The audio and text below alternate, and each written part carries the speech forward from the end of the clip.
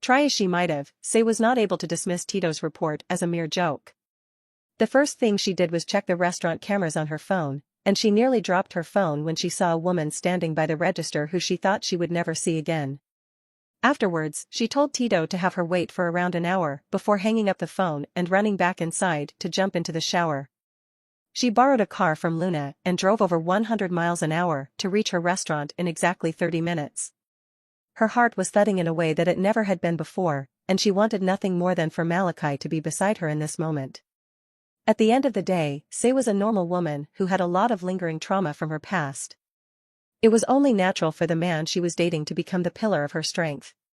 She silently pulled out her phone and found herself scrolling through all of the pictures they had, but it only served to make her heartache even more prominent. Stuffing her phone into her back pocket, she took as deep a breath as her lungs would allow before she stepped out of the car. With every step, she felt like her knees were going to give out, and she wasn't even sure if she was going to make it to the door. This is crazy. Pulling open the door to her restaurant, she couldn't find it within herself to be happy with the full house she had in her restaurant, or be annoyed by the blatant stares she was receiving from men. All she noticed was the gray-haired Asian woman sitting comfortably in a booth in the corner of her restaurant, with a plate of tempura that looked like it had hardly been touched. "Is it not to your liking?" Say asked hesitantly in Japanese. Her mother finally looked up, and Say could see that even though she had aged, she was still beautiful and no worse for wear. She wore a dark red dress with a bold black line down the center, and a sweater that was draped over her slender shoulders. "Out of practice it seems." Her mother replied in English. "Oh, only a bit," Say muttered with a red face. In an instant, her mother looked her up and down, and immediately disapproved of what she saw. "Why are you wearing such an outfit when you're already over 30 and you've gained a substantial amount of weight?" Her words easily pierced her daughter's heart, and for the first time in a long time Say felt like she was a child being scolded. "I was just out with some friends and I dash." "Sit down, your rear is drawing too much attention." Just as she'd said, every man in Say's restaurant who'd gone through puberty was looking at her incredibly voluptuous and charming figure. She quickly sat down out of embarrassment, and covered her chest to protect it from further scrutiny. "I suppose I should ask how you've been," her mother said robotically. It seemed as though she was only asking out of formality and not genuine interest, but Say gave her a crash course in the past 20 years nonetheless. She was particularly vague when it came to her relationship with Minoru Ending and the years where she lived with her former boss, but other than that she told her everything. Whether or not it went in one ear and out the other, she couldn't say. "But, how did you find me?" Say asked. Her mother scoffed as if she found that question to be absolutely ridiculous. "Your relationship with that boy is everywhere. It took a 2-minute search on the internet to find this restaurant." "Ah, I see. And he's not a boy. He's a very dependable and loving man." Never mind," she said dismissively. Say's mind was flooded with various questions, ranging to why her mother was looking for her, to if her father was even still alive. But for some reason, she could not bring herself to ask any of them. "Have you ever had any thoughts of coming back to our family?" What? The words Say least expected to hear out of her mother's mouth seemed to fly out so casually without any real concern. I have, but I thought that I wasn't welcome." "Yes, well, there are ways around that." Around? By now, Say had no idea where this conversation was headed, and she'd practically given herself whiplash on this emotional roller coaster.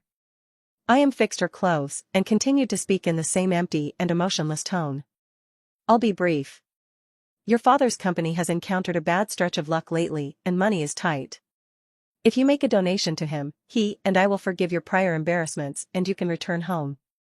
If one listened closely, they could hear the sound of Say's gentle heart breaking into pieces. "You're asking me for money? I'm giving you a chance to come home and stop disgracing yourself here. Being seen on TV in the arms of someone young enough to be your son is hardly becoming of someone your age. I could understand if you were just doing this for financial security, as I'm sure someone like him has given you quite a sum to play around with. As long as you use $2 million of that money to help your father out of his hardships, you can come home and you won't need to dash. You don't even respect Malachi, but now you're asking me to use his money to help keep your lights on. How can you be so heartless?" Say asked in a choked voice. Thinking back on it now, had always been like this. As long as Say did what she was told, her mother would shower her with praise and affection and proclaim her to be the greatest daughter. But the moment Say fell below the top 1% of her class or showed interest in something deemed to be low class, her mother's deluge of affection would vanish like a trick of the light. It was embarrassing that she had never paid attention to those things until years later. You forget yourself. You have already proven once before that your taste in men is deplorable when that first miscreant left you. Do you require another hard lesson? Malachi is nothing like Minoru. He's taking care of Surana and I, even when he didn't have to, and he dash. Yes, I'm sure that dating a rich young boy like that must be very exciting for you, but how long do you think you can hold his attention for? You've already failed to keep one man's eyes on you when you were much younger, so how much more chance do you have now? I wouldn't be surprised if he had his eyes on a younger girl already. Iam's words cut deeply, and even though Say knew that they were completely unfounded, her mind drifted to the memory of Annalise, Luna, and even Bianca. The girls were extremely beautiful and their bodies were younger, firmer, and slimmer. She'd told herself that she was okay with him having other girls, but was that wrong of her to do? He'd always told her if she ever stopped being okay with it, he would put all of his focus back into her, but what if things had changed and he couldn't leave them? What if when it came down to it, his love for them was inferior to his love for her? Iam suddenly twisted her face up in disgust and pushed over a pile of napkins toward her daughter. Tisk, clean yourself up. You've always been such an overly sensitive girl. At first, Say didn't know what she was talking about, but then she touched her face and realized that she had started crying at some point. But when exactly that was, she couldn't say. With trembling hands, she reached out for a tissue, and a soft feminine hand was placed over hers. I thought that was you, Say. Why are you crying? Through teary eyes, Say saw a young woman with unusual white hair and red eyes wearing a baseball cap and sunglasses.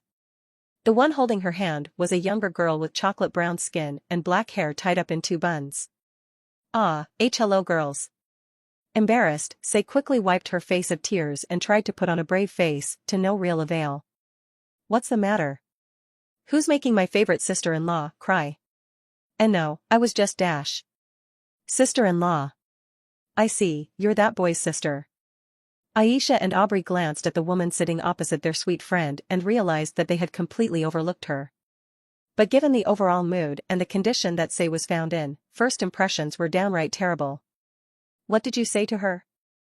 Aisha asked aggressively. You need to watch your tone, young lady. What I say to my daughter is none of your business. Aisha pulled down her glasses and revealed bloody red eyes that were screaming murder. I'm telling you it is, so repeat it step by step for me. I'm a bit hard of hearing. Why, you're a friend of hers?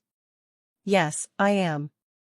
Even though Aisha was not consciously trying to scare this woman, being blessed by a god of war tends to have that effect on most people. Iam's face finally showed some trace of emotion as she stood up to leave. I do not have to sit here and listen to this. She reached into her purse and pulled out a business card before tossing it onto the table. I'll be in town until Friday. I hope you've come to your senses by then. She stormed out of the restaurant without even bothering to pay for or finish her meal, but it looked like Aubrey had one of those things covered already. Chewing happily, this place's tempura really is the best. It's always worth the drive. For some reason, after everything that she had heard today, the sight of Aubrey stuffing her cheeks happily did wonders to lift her spirit. Tears fell from her face once again, but these ones were far more light-hearted than before. Aubrey finished the last of the dish, and picked up a napkin to wipe Say's face. You owe us a story time, yeah? But no more crying this time. My brother would be crushed if he saw you like this. So, that's what happened. I don't know how to feel anymore. Say admitted. She had given the young couple a rundown of everything that her mother had said to her, and it was even more difficult to hear the words out of her own mouth. Her story had to be paused several times due to her own inability to speak over her own tears. When the young couple heard about how terrible Say's mother was to her, they regretted not telling her off a bit more or maybe even stabbing her before she left. It was easy to tell which girl was thinking what. You're not actually thinking of giving her money, are you? Not after everything she said about you and my brother. And no, of course not. I wouldn't give that amount of money to her even if I did have it. Contrary to what Iam believed, Say had not allowed Malachi to give her any money no matter how much he offered. She never wanted to seem like some sort of gold digger, and she never wanted their relationship to become based on what he could do for her. But she has worried me a bit about Malachi and the security of our relationship. What? Why? Aisha asked. Well, he has other women now, so I keep thinking that I will lose his attention. It was a terrible thing to think about, especially after she had already told herself she was secure in their relationship. But insecurities linger in the hearts of every man and woman, especially a 37-year-old divorcee. All that it needed was to be brought to the forefront by scathing and harsh words from a maternal figure. Say, you really don't need to worry about that. My brother watches the same Christmas specials every single year and never gets tired of them. I don't know if these are quite the same things, Aubrey. Aren't they?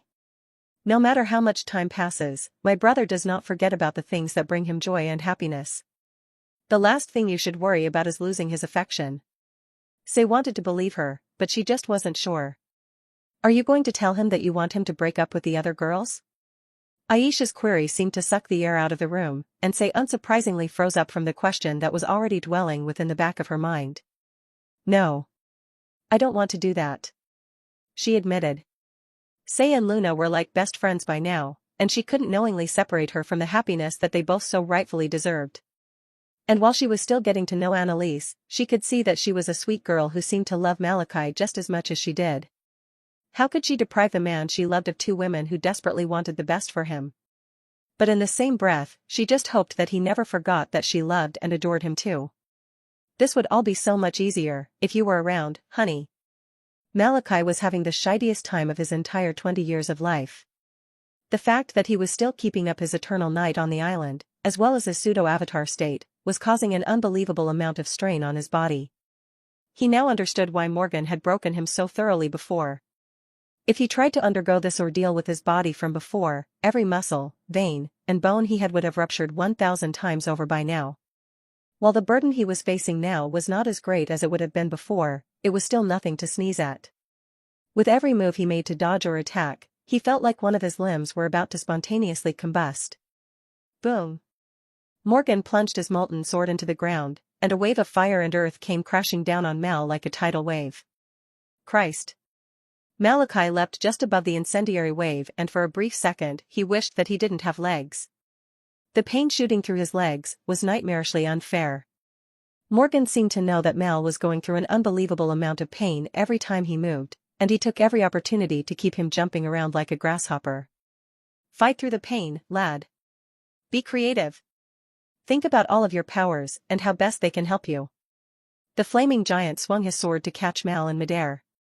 Holding out his hands, Malachi created enormous claws made out of shadow that were the size of his own body. The blade was caught without any real difficulty, but the more he utilized the power of darkness, the greater the strain on his mind and body became. Sheer determination was the only reason he was even still conscious. Grabbing onto Morgan's sword, he pulled himself onto the blade and began running up the length of it, his body a dark blur. Even though the flames were licking at his feet with every step, somehow it was bearable to him. After all, there was little that could hurt him as much as he could hurt himself. As Malachi traveled up the length of Morgan's fiery sword and arm, the giant tried to swat him away with his free hand to no real avail. Frustrated, Morgan flailed his arm up into the sky, finally succeeding in dislodging his attacker. With Malachi sent flying into the air, Morgan held his sword above his head, and allowed gravity to pull his opponent's body downwards, impaling him on his weapon. Or at least that is what would have happened, had he not bent his body at the last second and narrowly avoided being pierced. But despite the fact that he avoided the sword, Malachi felt blood traveling up his esophagus and trying to escape from his mouth. Can't keep this up much longer. After a few hours of back and forth with neither side being able to gain a significant advantage, this training was about to come to an end very soon with Malachi accomplishing nothing. While learning was always a lengthy and uphill process, he couldn't afford that right now. Time was ticking down to the inevitable contest with Alex Heller, and he had to match 4 years' worth of experience within a few days. 1. Last. Push. Malachi drew in an absurd amount of energy from the night around him. If Morgan wanted him to be creative, he would be creative. His body started floating in the air, and a mass of shadows started pooling in the sky beneath his feet. As the flaming giant looked at the creature starting to take shape within the sky, he could not help but be sufficiently impressed. If Mal had this level of potential all along, his future was nearly blinding. Didn't know you could do that, lad. He admitted. What do you call that monstrosity? High in the sky above, Malachi was standing on top of an enormous six-headed hydra made entirely of shadows, and it breathed and moved like a living creature. All 12 of its bright red eyes and rows of snake-like teeth sent shivers down even Morgan's spine, but the excitement he felt from getting to clash against a creature like this was undeniable. If he wasn't careful, he would get too excited and blow this island off the map. High in the sky, Malachi held his hand up in the air, before dropping it down to his side. Morgan had asked him the name of his creature and he hadn't really come up with one, but with his last bit of energy he gave it one that was a bit on the nose. Idra Lombridge, Mange. The beast unleashed a horrifying cry that promised to burst the eardrums of any human within a dozen miles. As the large creature descended onto him, Morgan raised his sword and prepared to meet him head-on, a warrior's smile on his face. Ha ha ha ha. I knew there was something special about you, lad. Come, let us honor our gods in battle. 3 days later. Lamont swallowed his nerves as he pressed the button to travel to the most secure location in this base. Don't know why boss can't make her a little nicer since he's got her under his thumb. She treats every other man but him like some kind of insect. When the elevator doors opened, he found Joanne seated behind her desk, looking worse for wear than he'd imagined. As he'd already known, the leader of the Dark Angels hadn't left her office for several days, apparently working on some new case that required her full attention. Lamont thought that maybe Alex would be more anxious since his woman was not coming home, but he hardly seemed to care. Most likely due to the fact that he had a dozen more in his bed to replace her. And even then, I doubt that he would want her like this. Director Joanne's hair was frazzled, and she had dark bags on her eyes indicating that she hadn't gotten much sleep. And judging by the scent wafting off of her, she hadn't showered since she'd been here either. How goes it, Miss Director? He said in his usual flamboyant and overly friendly tone. You called for me? Joanne casually looked up at the man who'd entered her office and gestured for him to sit down without even speaking. Lamont glanced around at the trash can that was filled with takeout and empty liquor bottles. I don't mean to overstep, but you should really try to take better care of yourself, Director. Boss won't like it if dash. Whoosh. Bang. Before Lamont could even sit down in his chair, he was grabbed by his neck and slammed against the wall as if he was no more than a rag doll. The golden light in her eyes and aura surrounding her body confirmed what shouldn't have even been possible. Her powers are back, how? Due to the fierce grip around his neck, Lamont could not ask the burning question on his mind, but he hardly needed to. His eyes traveled directly towards her wrist and he almost shit his pants in fear. The silver thorny bracelet that should have been embedded in her wrist was absolutely nowhere to be found. How dare you mention that man's desires to me as if I should give a damn about his sick fucking preferences? I'll haul both your asses into tarted dash. Crack. Due to her anger over Lamont's asinine statement, she put a bit too much pressure into her grip and practically reduced the bones in his neck to powder. His head slumped over a second later, his eyes already dark. Damn it. Joanne let the man's body drop down to the ground and she closed her eyes to send her archangel a silent apology. Sorry, Cassiel, that really was an accident. Checking her wristwatch, she punched in a few buttons before it began broadcasting to the squad she'd quietly been preparing over the course of these 5 days. Begin preparations for Operation Skyfall, keep all radio chatter silent and be ready to move out at 2100. Before he was blessed, Alex Heller was an utter nobody. He was your typical, 29-year-old, overweight, unattractive man who never left his home and spent all of his time in his gaming chair. Once upon a time, he was a person with big dreams and hopes, but years of repeated abuse from peers and teachers left him with social anxiety and a lingering disdain for the world. Frustrated, he threw himself into video games and the internet, and became a fairly well-known troll. He would leave hateful comments on the posts of just about anyone who seemed to have a happier life than him, ranging all the way from homophobic and racial slurs to talking about people's dead family members. In the more extreme cases, he'd even driven a few small content creators and amateur writers to the brink of suicide. He felt that with every self-righteous and happy person that he pulled from their pedestal was another way of absolving himself of his bitter past. If he didn't get to be happy, why did they? When he was more kind and benevolent than anyone else, the world continuously stepped on him, so was it not only fair that he got to step on others? But even then, he never was able to truly relive himself of his hatred since he could not take his revenge on the people who were responsible for his miserable fate. And then it happened.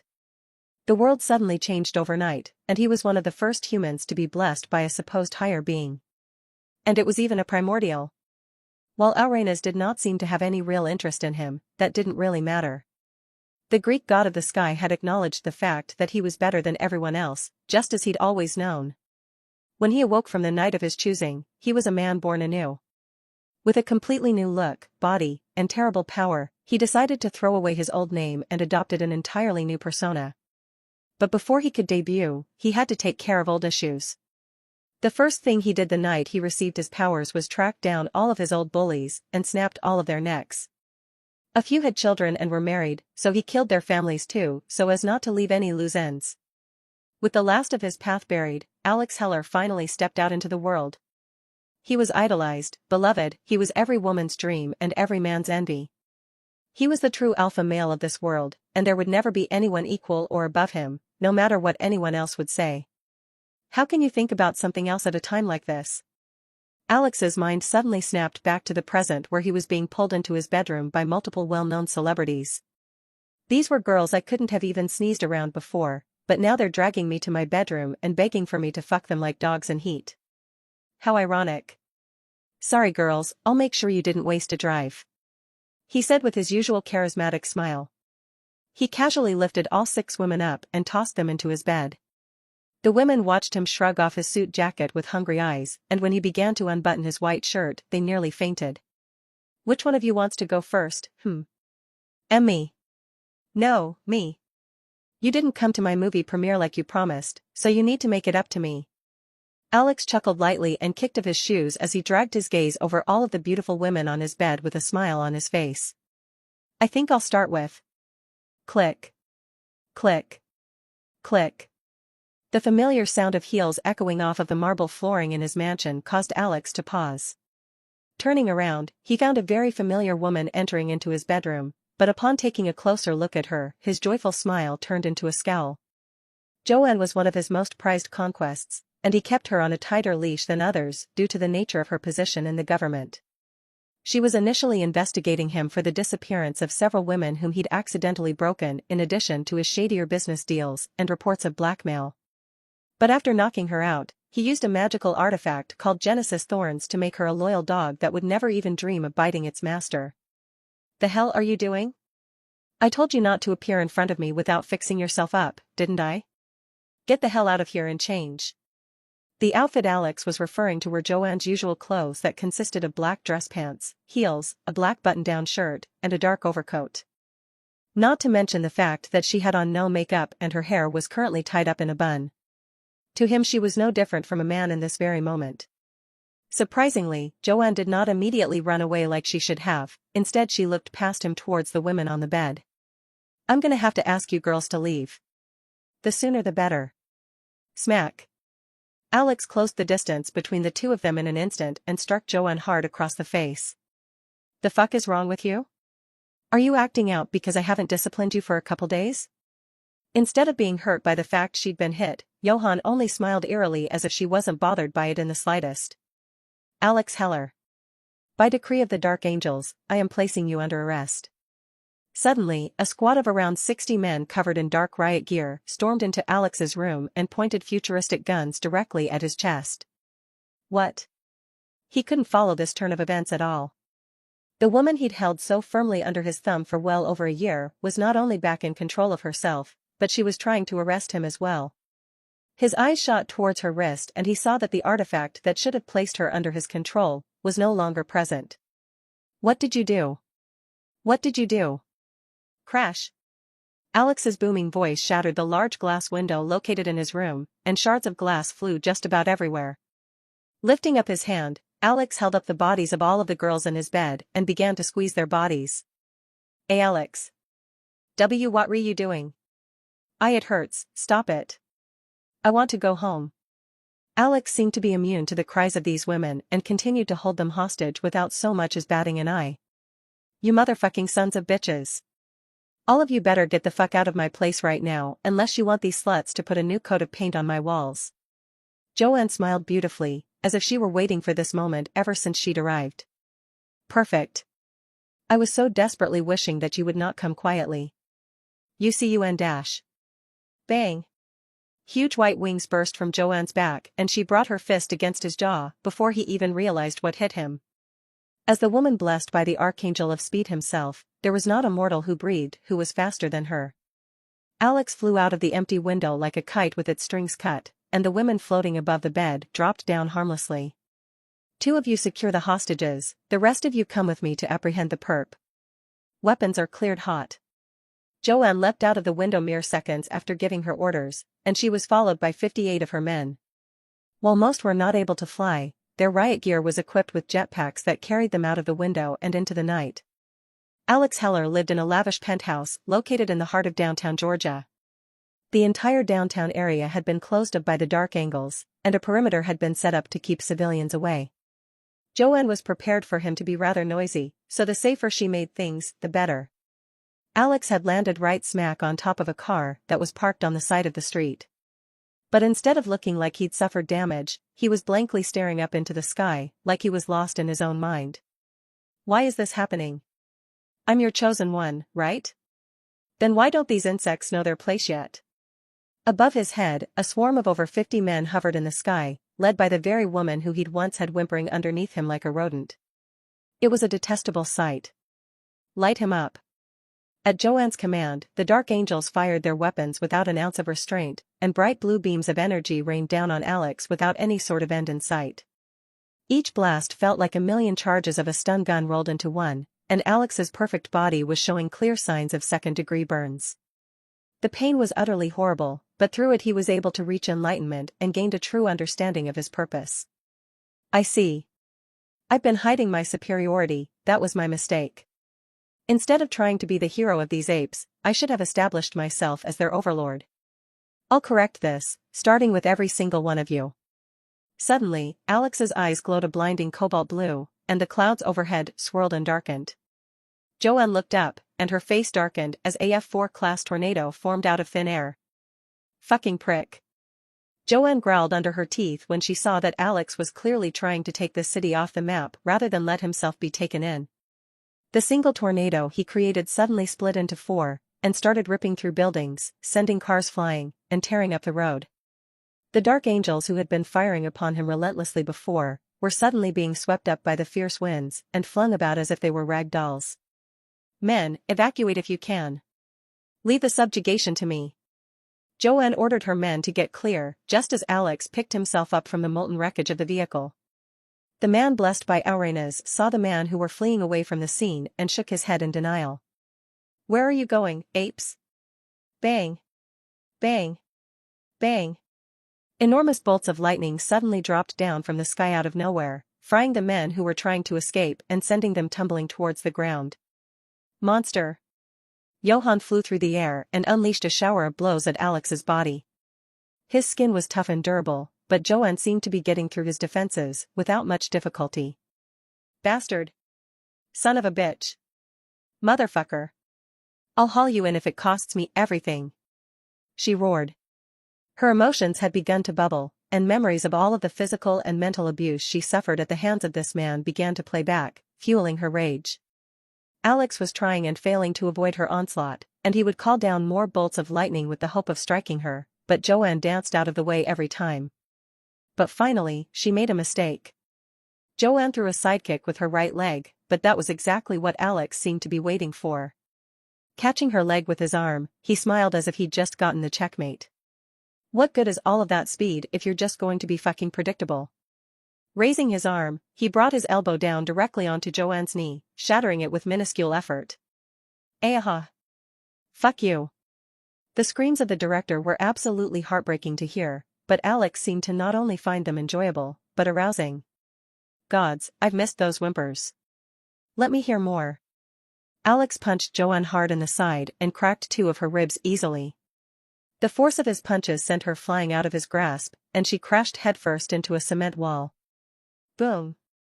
As soon as the dust cleared, Alex was standing over her once again with his bare foot on her face. This is where you belong, bitch. Underneath me. Don't ever forget, dash. Shut the fuck up. Suddenly, Joanne began to release a golden light from her body, and she grabbed Alex by his foot and twisted it hard, breaking it. In the brief moment she created for herself, Joanne was able to roll out from underneath him and released a blast of golden energy from her palm that briefly disoriented Alex. With one leg ruined and her breathing off balance, she had to be more careful about how she continued the fight from here on out. Alex was dangerous in every sense of the word, and he hadn't even gotten serious so far. She had to pull out all the stops if she was going to live to see another day. Fuck taking you in, I'll just kill you. The glow surrounding Joanne became brighter and brighter until she was blinding to look at. The light surrounding her suddenly dimmed, and she was revealed to have gone through a bit of an outfit change. Her body was adorned in heavenly white and gold armor, the likes of which were only worn by the highest-ranking members of the White City. The symbol of the cross was embedded within her chest, and each of her hands wielded white nunchucks that were inscribed with heavenly runes. An additional pair of large snowy white wings seemed to have formed from her back, and they allowed her to hover easily in the air without a sound. Alex finally blinked the sunspots out of his eyes, and he saw Joanne in a way that he had never seen her before. It annoyed him to no end. When I told you to change, I meant dash. Bang. As soon as the insulting words left his lips, Joanne appeared in front of him and struck him hard across the jaw with her nunchucks. A blunt weapon moving at a speed of 0.005 seconds was worse than a shot from a cannonball, and Joanne easily decimated his lower jaw, reducing it to meaty chunks. Alex couldn't even process what happened. 1 second he was speaking normally, the next he couldn't. But he had very little time to investigate before he suddenly felt a terrible cracking pain in his back, and his body was flung into the air. What? For some reason, he could no longer feel his legs, and it was crystal clear to him that Joanne had broken his spine with one blow from those annoying little weapons. Faster than his eyes could follow, she bashed in both of his arms with ridiculous expertise and left them mangled and crooked. When his body finally hit the ground, his head was the only part of his body that he could still move, but Joanne stomped on his skull with extreme prejudice and ground his face into the damaged pavement. You disgusting piece of garbage. I should send you to hell after all of the things that you have put me through. Raising her weapon above her head, she prepared to end the life of the man who had caused her such indescribable grief and misery. Die. Before her weapons connected, an unthinkable amount of dread and terror filled her body, and she flew backwards on pure instinct. Boom. A pillar of cobalt blue energy shot out of the body of Alex and pierced the black sky overhead.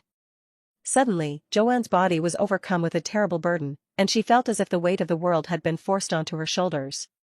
Her body and everything else around her was crushed down into the ground. Joanne struggled with all of her might, but all she succeeded in doing was lifting her head off the pavement. Alex had somehow fully recovered from Joanne's brutal string of attacks, and not only were his limbs straightened back out, but his jaw had fully healed as well. His body now had a slight gray tint to it, and embedded in his chest was a glowing blue symbol of a hand with the eye in the center of it, surrounded by white wings. Playtime's over, bitch. Alex growled. With every step that the Blessed took towards her, Joanne's panic became more and more intense. She didn't want to die like this. She didn't want to die at the hands of somebody like him. If she couldn't defeat him with her own hands, then she would never recover the dignity that was so cruelly taken from her. She still had so many mistakes that she wanted to atone for, and so many people that she wanted to apologize to. Joanne continued to struggle and tried to push herself up from the ground, much to the hilarity of Alex. You should have just accepted your inferiority and walked away when you had the chance. Alex tilted his head in confusion, but Joanne didn't really understand why. All of a sudden, her body sank into the ground beneath her, and before she knew it, she was somewhere else entirely. Looking up, she found herself in the arms of a young man looking at her with sympathetic orange eyes. She was suddenly reminded of a promise that was made to her a few days ago, that she hadn't even bothered to remember. And now that she was seeing this young man again, her surprise was immeasurable. Sorry about this, Director. Probably should have come a little sooner. He could see that her body was in terrible condition, and her leg was still bent at a ridiculous angle. He wanted to let Joanne handle this on her own if she could, since she understood exactly what she was fighting for, but it didn't matter in the end. If he had waited even a few more seconds, she would have died. How did you dash? You. Joanne and Malachi looked down from atop the ruined building they were on and found Alex Heller staring back at them from the street making a furious expression. Hold that thought for now, Director. Malachi placed Joanne down on the most comfortable pile of rubble he could find and stood up while stretching his body. You can't beat him, kid. Just get us both out of here so that we can see another day. She muttered. Nah, I'm cool. Dark shadows began to crawl up Malachi's body right before her very eyes, and encased him in armor that seemed to be made from the boundlessness of the night itself. Hey Sheer? Time to wake up, girl, there's an enemy. Een, my. There was suddenly a burst of pure white light from Mal's forehead, and his contracted beast shot out like a bullet towards the strange glowing man on the ground. Enemy? What the fuck is that?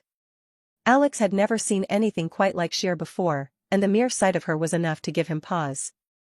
But unfortunately, he had severely underestimated the speed at which the creature moved. In the blink of an eye, it traveled from the top of a ruined building to the street directly beside Alex. Luckily for him, he was able to react fast enough to swing his arm out like a battering ram and crush the beast's head. Or at least that was what should have happened. The creature shattered into several fragments of light like some sort of illusion before it disappeared from view. The hell was Jaya? Before Alex could even register what happened, huge dark claws pierced through his stomach and raised him into the air. In this form, nothing was supposed to be able to hurt him, and yet he had been so easily stabbed by this utter monstrosity. You should save some for me, Sheer. I didn't go through all of that hell for nothing, did I? Hearing an annoyingly familiar voice, Alex looked up into the sky just in time to see Mal's fist coming towards his face. Boom. The shockwave that ensued when Mal struck Alex ripped through their surroundings, cracking concrete and further destroying the buildings nearby. Alex was sent flying, and Sheer looked mildly disappointed that she had allowed her prey to escape. It's all right, girl, things aren't quite over with yet. Malachi comforted. For some reason, his words seemed to have given her a considerable pick-me-up, and she flexed her blades in anticipation. Almost on cue, there was a large explosion and Alex had fully recovered from the surprise attack inflicted on him, but he looked a little different. His hair was now seemingly electrified and white lightning was coursing over his entire body. He's coming. Mal warned. Hiss.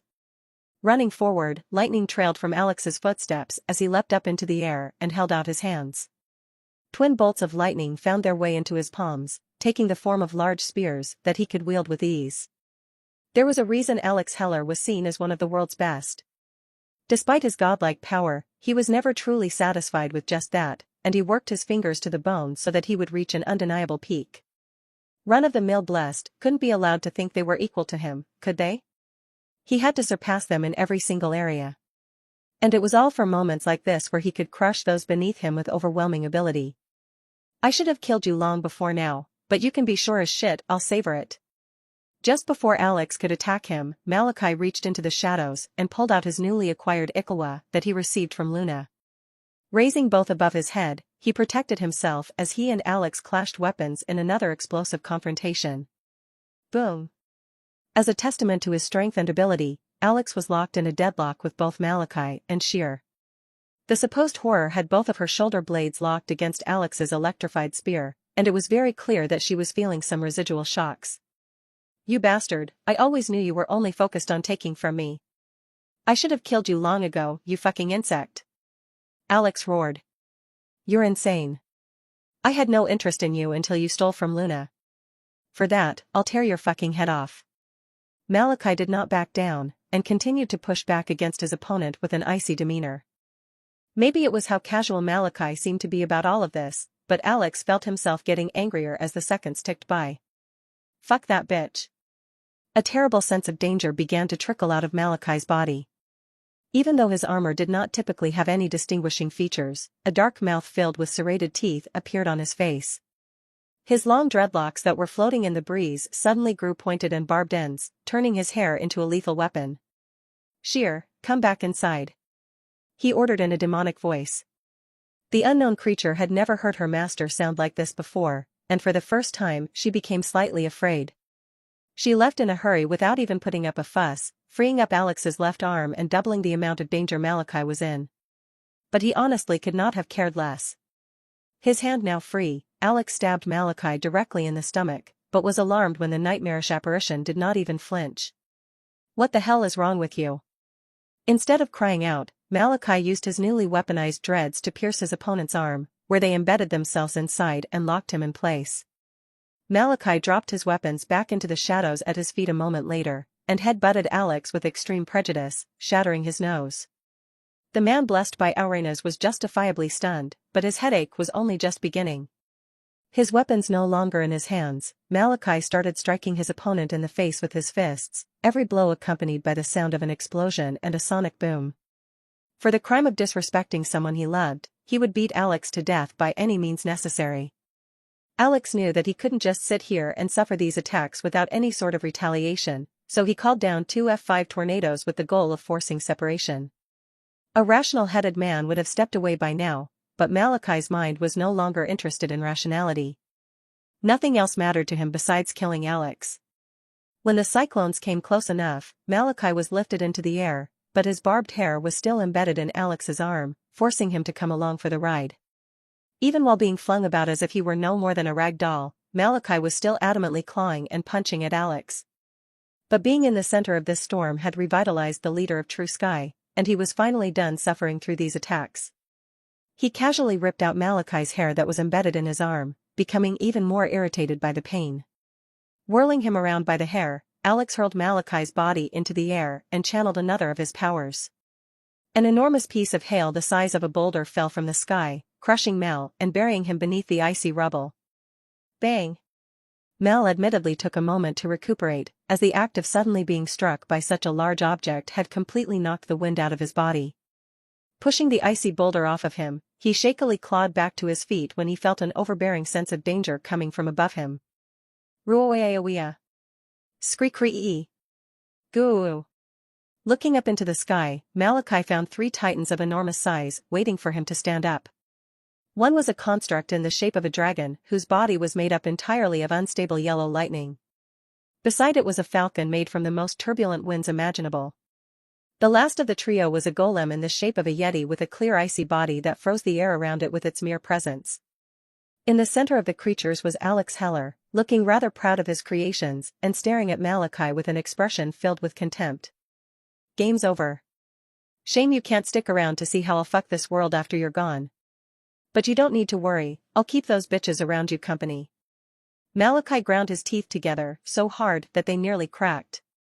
In his entire life, he had never met a more infuriating person. He had to die by any means necessary, and he didn't care what he had to do to turn that into reality. Morgan told me not to do this too much, but this is fine. He reached into himself and tapped into the well of power that he had been storing from the night around him, and he did something that he had only done once before on a much smaller scale. He swallowed all of the light within 10 miles. His body became nothing more than a vortex that sucked in every source of illumination that it could find. The surrounding area became an empty mass of black where nothing was visible, except for the starry night above, and the man who seemed to be made of night below. In his mind, Malachi recalled an event that he hadn't thought about after it happened. In Say's restaurant, he was approached by a little boy who was excited to see his powers and asked him a question that he initially did not have the answer to. "Hey mister, are you strong like Alex Heller?" "Didn't have an answer for you then, so I think it's about time we find out, no?" If Morgan saw what Malachi was attempting to do, he would undoubtedly headbutt him as hard as he could and call him stupid. Sometimes, one's desire to achieve something can be so great that they ignore safety, logic, and reasoning. For these instances, there is nothing of more importance to the individual than creating an outcome through their own force of will. Mal could so clearly feel that what he was doing was not meant to be done. But he ignored the continuous warning signs that his body was sending him, and focused on creating the future that he desired most. The death of Alex Heller. Within the darkness, all of the shadows that Malachi had created began to stir and splash like an ocean. An enormous construct began to take shape out of the liquid mass of shadow. It had the face of a beautiful and captivating woman with empty black eyes and glowing irises. Its body was that of a powerful lion with taut muscles and massive claws that gouged out the earth beneath it. Along the entirety of its black body, currents of dark electricity traveled along the entirety of its body. There were 4 angelic wings sitting on the back of the creature, alight in golden flame. While Alex's constructs were all around 20 meters tall, Malachi's was closer to 40. And it was easy to see that Alex was annoyed to no end by this development. Malachi's creature let out a horrifying screech, and it pounced on top of the three creatures with reckless animosity. As it took the neck of the eastern dragon in its mouth, it ripped the wings off of the bird made from wind, and began to melt the Yeti with heated wing beats. Alex and Malachi had yet to move from their positions, both of them floating in the air, struggling to catch their breath. Both men had pushed their powers to the absolute limit and were justifiably exhausted. But they both had to keep up appearances so that their opponent did not smell blood in the water and capitalize. Alex was controlling his breathing so as not to appear winded, but he was indeed out of breath and weary. Malachi was undoubtedly worse off, and if Alex could look underneath his armor, he would find bright red blood running from his ears, nose, and mouth.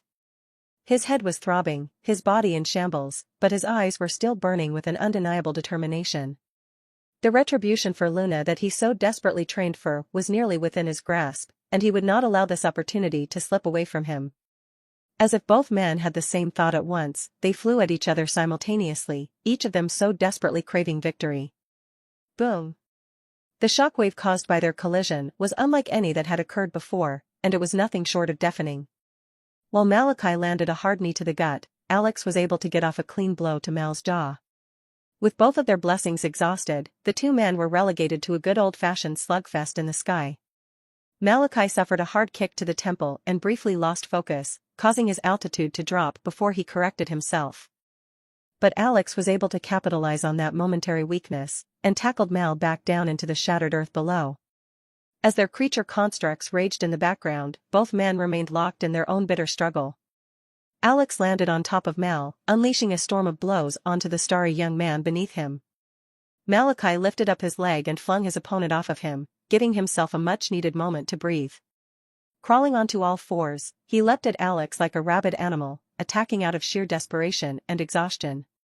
"I am going to fucking kill you, if it is the last thing I do," Alex roared as he lunged at Mal. Once again, the two caught each other at the same time, both of them stunned by unfairly powerful blows. This time, two distinctively loud cracking sounds rang out into the air.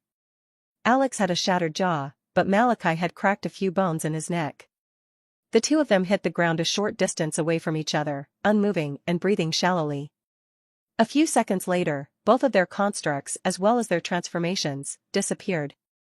Malachi's bright orange eyes fluttered open, and he clawed his way towards Alex with energy that he didn't have. Long after he should have stopped moving, his orange eyes were still burning with hate as he unfurled dark claws from his fingertips. "You disgusting fucking bastard, you stole from my girl, you violated Director Joanne, you blackmailed, trafficked, and stole from anyone you came across, you've long stopped deserving the life you live." As he finally reached Alex, Malachi raised a clawed hand above his head, and prepared to avenge the suffering of everyone whose lives had ever been ruined by this man. But just as he prepared to end the final blow, a thin white rapier pierced his palm. "That's quite enough, don't you think? We blessed shouldn't be killing each other." Somehow, before Mal even realized it, a man he had never seen before appeared directly between himself and Alex. He was a tall man, with long blonde hair as bright as sunshine, and eyes the color of the greenest pasture. He wore white robes that were like something out of the Pope's own closet, and the insignia on it was that of a man on top of a mountain, with worshippers lying below. "Who the hell? Sorry about this, but would you mind dying for our cause? I highly doubt you will join us, and you could become quite the troublesome man in the future." The man suddenly pulled his rapier out of Malachi's hand and pointed it right between his eyes. "Am I really going to die? Without even knowing who kills me?" Just as the rapier pierced past the first layer of his skin, there was a gust of wind and a flash of golden light, and Mal was suddenly several feet away. Director Joanne had been watching all of Malachi's battle, and she was incredibly moved by the way he fought until the very end. But when the man clad in white robes showed up, she knew that she could no longer act as a simple spectator. "You finally come out of hiding," Joanne said in a disgusted voice. "I take it that this bastard is a member of your fanatical little group?" The man looked down at Alex and lifted him up via telekinesis. "No, he is not. I must admit, he played the role of America's sweetheart so well that we didn't even think to recruit him, but in light of all I've learned recently, I think he'll fit in well with us." Joanne scoffed like she found this whole ordeal laughable. "All of you are crazy. You'll all end up in Tartarus sooner or later." For the first time, the unknown man showed a displeased expression as he pointed his blade at the leader of the Dark Angels. That little box that the humans have made for us in the sea? I certainly think not, and the fact that you would align yourself with those beneath you is repulsive. We were not created to rule over the humans, we are supposed to protect them. Protect? They whose hearts are so filled with bile and malice that they find a new subspecies of themselves to hate every 5 years. They who have no interests aside from the destruction of one another, and the decimation of the planet they live on? They are not worthy of our benevolent protection. He said scathingly. The man's sword suddenly disappeared from his hand and he held out his arms in a welcoming embrace. Do not be blind. Confess your superiority over them in the new age and have them serve us. As a response, Joanne merely spit on the ground, and the strange man turned up his face in disgust. Foolish and deluded woman, the day in which we will take center stage is soon to come. I pray to my goddess that you come to your senses before then, but if you do not. He did not finish his statement, but only a fool would have difficulty understanding where his words were going. Touching Alex's shoulder, he took a short glance at the exhausted and bleeding Malachi, and hoped that maybe his words would have taken root in him as well. The two men vanished in a flash, and Joanne finally showed some traces of relaxing. Looking down at Malachi, she wiped away the blood that was running from his nose and ears. Who was that? He asked wearily. Talking had never before felt so exhausting, but he had to know just who that guy was that had tried to kill him. Joanne wondered if she should tell Malachi this given the fact that it was highly classified information, but she decided that he deserved to know this much after saving her life earlier. His name is Arius, and he is the leader of the New Day.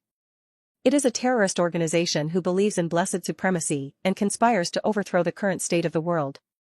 The existence of Arius and the New Day was a secret among secrets, and only a few very powerful figures within the governments knew about them. If their existence became known, it would be terrible. Arius was a charismatic speaker, and it was so easy for him to sway other blessed to his side, and none of his points were necessarily incorrect. It would be easy for him to sway a great number of blessed to his cause. On the other hand, if humans found out that the ones responsible for their protection instead wished to rule them, their idolization would quickly turn into fear, and then anger. But because they could not explicitly pinpoint which among the blessed had these negative outlooks, they would shift their hate to all of them indiscriminately. And when the humans projected their hatred and inferiority onto the blessed who were caught in the middle, they would increase the likelihood of blessed joining Alias ranks. But I think it may be time for us to stop hiding the truth, she admitted. Joanne explained all of her thinking in great detail, but when she looked down into her lap she realized that Malachi had lost the battle against his exhaustion, and passed out. Damn kid, why did you ask me a question if you weren't going to stay awake to hear the answer? Despite her words, there was a short smile on her face that she would never show to anyone. She wiped the dust and debris out of his face, and got a proper look at him for the first time. I can see why my daughter fell for you, since you really are quite handsome, she muttered. It might be hypocritical of me to say this since I was never in Annalise's life, but if you hurt her I will make you pay. After Alex Heller's attempted arrest, the world fell into yet another state of turmoil. News of all of his crimes and his clash with Malachi took media outlets by storm, and America seemed to have suffered a very serious blow to the gut. Alex's public image as a sweet golden boy was thoroughly tarnished when light of his reports came out. Everything from murder, to blackmail, to reports of trafficking, and to top it all there were confirmed reports of him joining an unspecified terrorist organization. But of course, there must always be discord in life, and such arguments were never more prevalent than in online communities. Die-hard fans of Alex and internet conspiracy theorists immediately came to his defense, with arguments that were either repetitive or not very well thought out. There's no way that any of this is true. I met Alex personally outside of a supermarket 4 years ago, there is no kinder man than him. He must have offended some powerful people and now they're trying to slander him by any means necessary. Don't worry Alex, we won't believe the lies. If all of this is true, why is it only coming out now? Kind of hard to believe that all of these things were going on before, and no one said a peep. Things became even more chaotic when those who had stories about Alex started coming forward, both human and blessed alike. After sharing their stories, they were accused of taking payments from some shadowy organization, or even just seeking 15 seconds of fame. While the whole world wasn't like that, there was certainly a noticeable amount of people that were. And at the center of all of this, 2 questions were being asked. What kind of organization did Alex join? And why was Malachi Saint the one who tried to apprehend him? At Mal's apartment, there was a knock at the door, and Serana got up from the couch to open it. Standing outside, she found Morgan Creed and Bianca Tate. "Hell, he's got another one?" Morgan said in surprise. "Lad was so hesitant to take other women at first that I never thought he'd get past two." A vein bulged in Serana's forehead, and she tried to remember that this man was one of the most powerful beings in the world. So slugging him in the face was not exactly going to bring a fruitful outcome. "No, this is Say's daughter," Bianca corrected. "Serana, right?" "That's me," the pink-haired girl said proudly.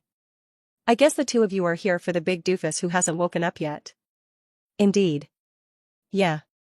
2 days ago, when Malachi disappeared off the island in the middle of one of his breaks, Morgan and Bianca knew immediately that the time had come for him to put all of his training to good use. Morgan wished that he had more time, but unfortunately there was no such luck, and he just had to pray to Surtur that his protege would survive past the confrontation. Bianca was equally worried, but she had a bit more faith that Mal would not only survive, but he would win the battle. Serana led the two of them inside, and they could see that as always, Mal seemed to have a full house. Aisha and Aubrey were seated on the couch, and Say was in the kitchen cooking, and the dark circles underneath her eyes confirmed that she hadn't been getting very much sleep. They exchanged simple pleasantries, and Serana led them to Mal's bedroom. Inside, they found him lying comfortably in bed like he was sleeping lightly, but his chest, stomach, and arms all showed some signs of bruising. Sitting in a chair beside the bed was a young and very attractive woman with lots of tattoos wearing a simple unzipped hoodie and sweatpants along with a black sports bra. She was sketching something into a notebook, and had both headphones in and playing at a loud volume, so she didn't hear the three of them come in. Serana lightly tapped her on the shoulder and Anna didn't even jump, she merely pulled out her earbuds and inspected the visitors carefully. Anna's reaction to seeing one of the three most powerful men in the world was just like anyone would have expected. "Sup? Hello. You wouldn't happen to be Luna's daughter by any chance, would you?" Morgan guessed. No?" Serana shook her head before sitting on the bed beside Mal. "Anna is Malachi's actual girlfriend, and is only one who's actually age-appropriate. I'm actually 2 years older than him," she added. Serana suddenly turned around and looked at Mal like he had a sickness. "Seriously, what is it with you and older women?" Morgan chuckled and held out his hand for Anna to shake. "Nice to meet you." "Same," she replied as she returned his shake. Bianca was a bit intimidated not only by Anna's beauty, but also by her rough and unfriendly exterior. But nonetheless, she was able to swallow her fear and introduce herself as well, but Anna seemed to be largely unwilling to take her eyes off of her. It was rather unnerving for the timid Bianca. "Scary, super scary." Morgan casually looked down at the bed and his eyes showed a great deal of pity as he looked at Malachi State.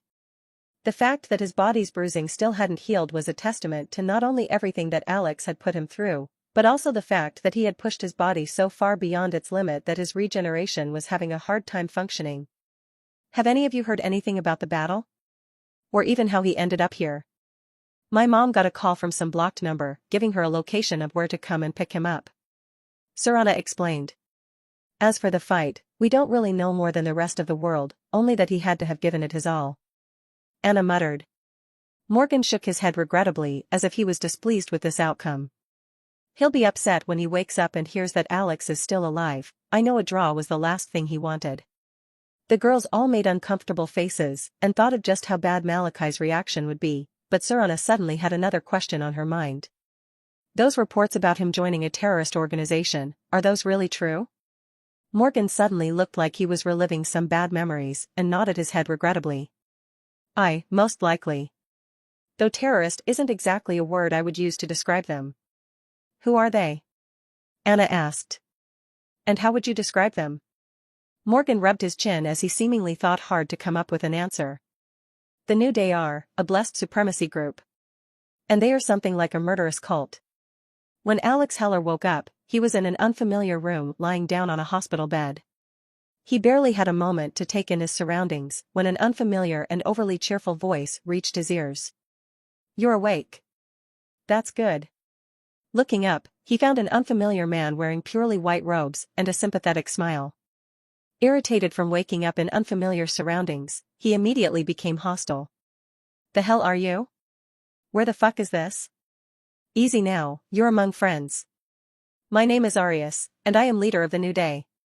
We have brought you to a safe location where you can recover your injuries after your bout with Malachi Saint. Flashes of Alex's last battle began to play back within his mind, and he realized that he must have lost if this strange man felt the need to step in. It was a crazy and unbelievable turn of events, and yet his sense of reasoning was telling him that it was true. Unbelievable. Fucking unbelievable. Swallowing his irritation, he ran his hands through his silver hair and glanced at the man in weird robes. The New Day, huh? Are you like a fan club of mine or something? No? Arius tilted his head in genuine confusion. We are a group that advocates for the supremacy of blessed over humans. We believe it is our fair and just right to rule over they who are so self-destructive. Right. So you're a cult who wants to recruit me then? He guessed. Well, I don't believe cult is a fitting term for us, more like bold idealists. But yes, we would like you to join us. Your powers can be of great service to our cause. Alex scoffed and shakily tossed the blankets off of himself as he climbed out of bed. I will be in service to no one. I am no run-of-the-mill blessed, blondie. I am the chosen of a primordial. To me, the rest of you are no different from humans. You're all apes crawling through shit. For some reason, Alex no longer felt any need to hide his true thoughts or feelings. He was better than everyone else, so why on earth should he hide it? If any new world order was going to be established, it was going to be one with him at the top. Alex limped past Arius and headed directly for the door. I see, so you have no intention to join us then? Unfortunately no, but thanks for patching me up. I'll send you a fucking Christmas card or something. Well then, that makes things simple. Slice. Before Alex's hand could even reach the doorknob, Arius whirled around and generated a blade of light from his hand. Alex's head was lopped clean off, and both his body and head went tumbling to the floor. Arius casually picked up the rolling appendage by the hair and lifted it up until they were eye level. I'm usually a bit more rational than this, but unfortunately your comparison of blessed to humans was much too insulting for me to let slide. He said with a sigh. He looked at Alex's head and suddenly he didn't feel like it was such a wasted effort. Actually, I think I can use this later. Oblivious to the blood, he turned off the lights to the room and left while carrying Alex's severed head. What a short-sighted man you were, couldn't even recognize another primordial blessed when one was looking you right in the face. The gentle sound of humming stirred Malachi from his deep sleep. A warm and soft hand was so gently caressing his face, and he almost didn't want to open his eyes. He was almost certain in the event that he did, he wouldn't get to be babied like this for much longer. And say what you will, but sometimes it's nice to be treated tenderly by a girl, you know? A familiar scent of roses wafted into his nose, and he knew immediately just who was showering him with such love and care. Suddenly, the door to his room opened and he smelled another familiar woman enter. You need some rest, Luna. You haven't left his side for like 5 hours now. Anna said. Has it really been that long? I miss him so much that I hardly noticed it. Me too, but you know he wouldn't want you to burn yourself out like this. Come into the living room with Say and I. Luna sighed and admitted defeat before she tore her hand away from Mal's face and stood up from her seat. She leaned down to place a kiss on his forehead. Wake up soon, my love. I miss you terribly. You're such a sweetheart. Luna let out a small yelp as Malachi wrapped his arms around her and pulled her into bed with him. What did I do to deserve such a sweet girlfriend, Why you? Go on, I what? He said with a cheeky smile. Small tears formed in the corner of Luna's pink eyes and she rested her head on his bare chest. You're stupid, that's what you are. Ah, totally understandable. Anna remained frozen in the doorway for a few seconds before her body moved on its own and she also flung herself on top of the two of them. Malachi ignored the dull pain throbbing throughout his body and focused solely on comforting the two women in his arms.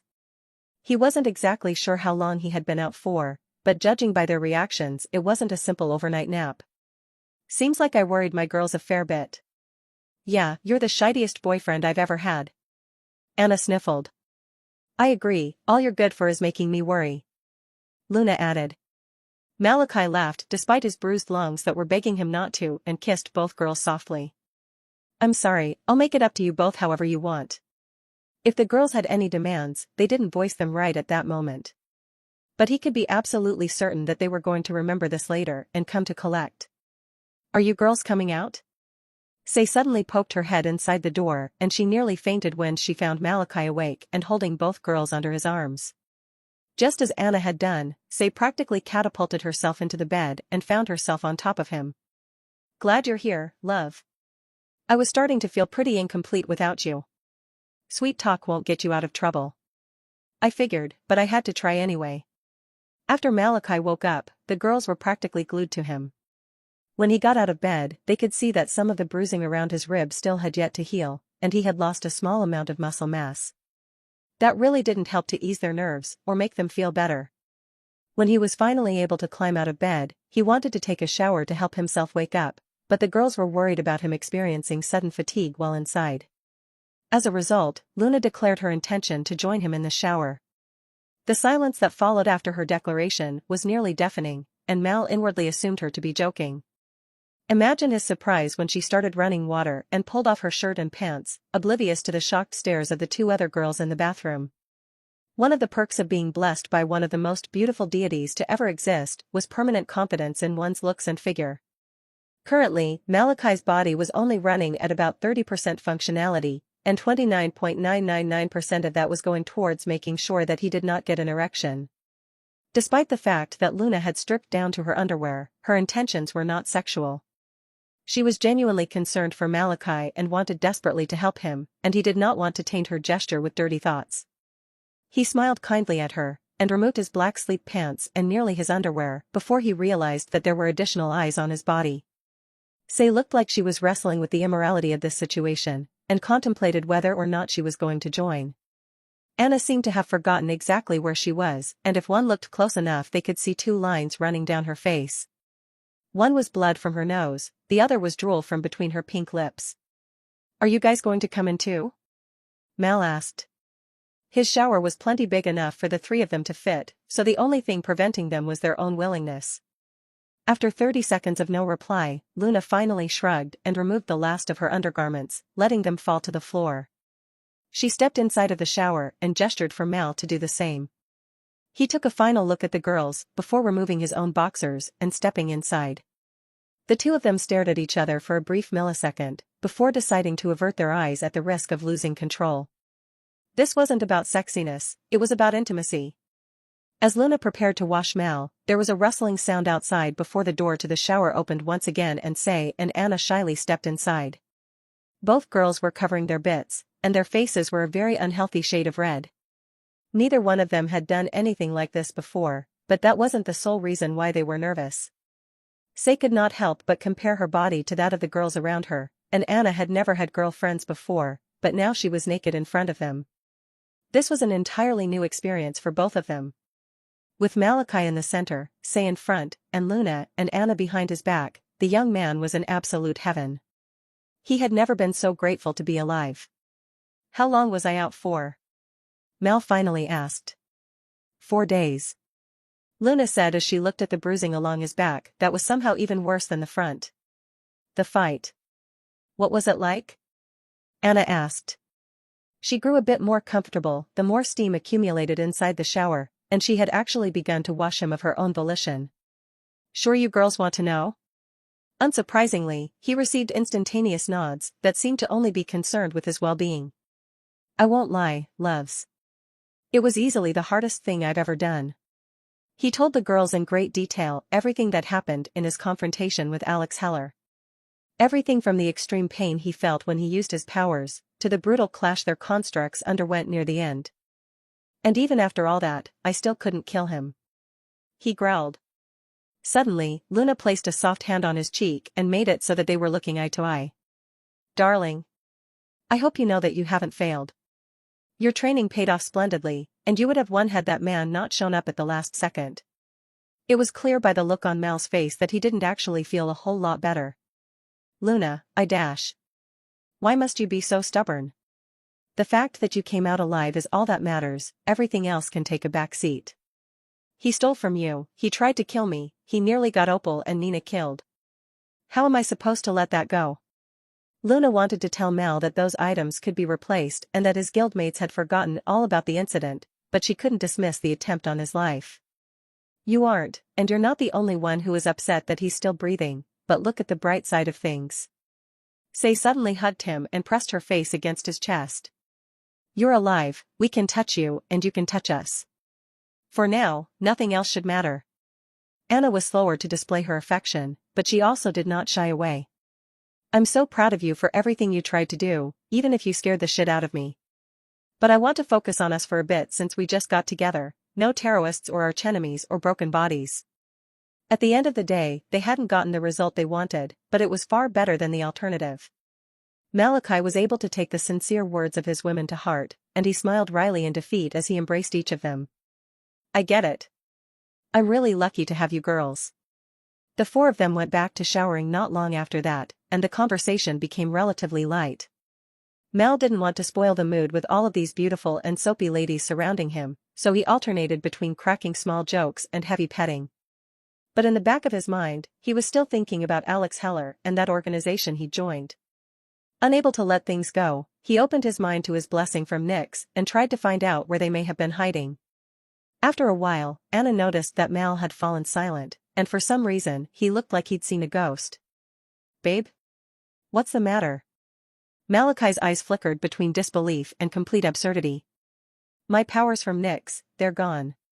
In the living room, Mal was sitting on the couch, with all of the girls surrounding him.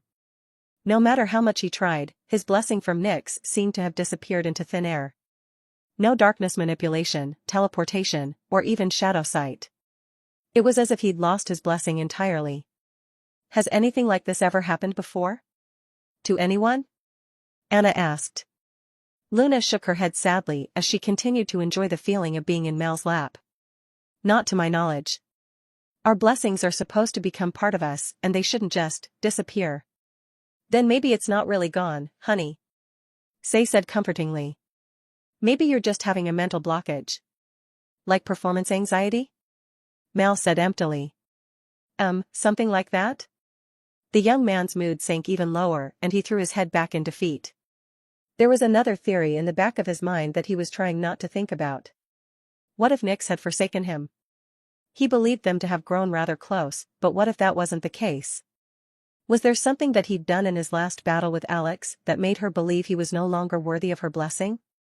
No matter how hard he tried, he couldn't think of any possible explanation for this current dilemma. But when he recalled the love and warmth that Nyx had shown him, he couldn't help but feel like he'd lost a lot more than just his powers. Try not to think about it so much. Anna said. Maybe it'll come back in the morning with some more rest. Mal nodded, although he wasn't entirely sure this issue was that simple. For a while, he merely basked in the warmth of the girls until he remembered that there was something he'd been meaning to do. Luna. Think you can teach me how to synchronize with my contracted beast tomorrow morning? I want to dash. No. Why are all of you ganging up on me like this? Anna, what kind of idiot thinks about going back to training as soon as he wakes up from a coma? Luna, you're on mandatory bed rest for 4 days minimum.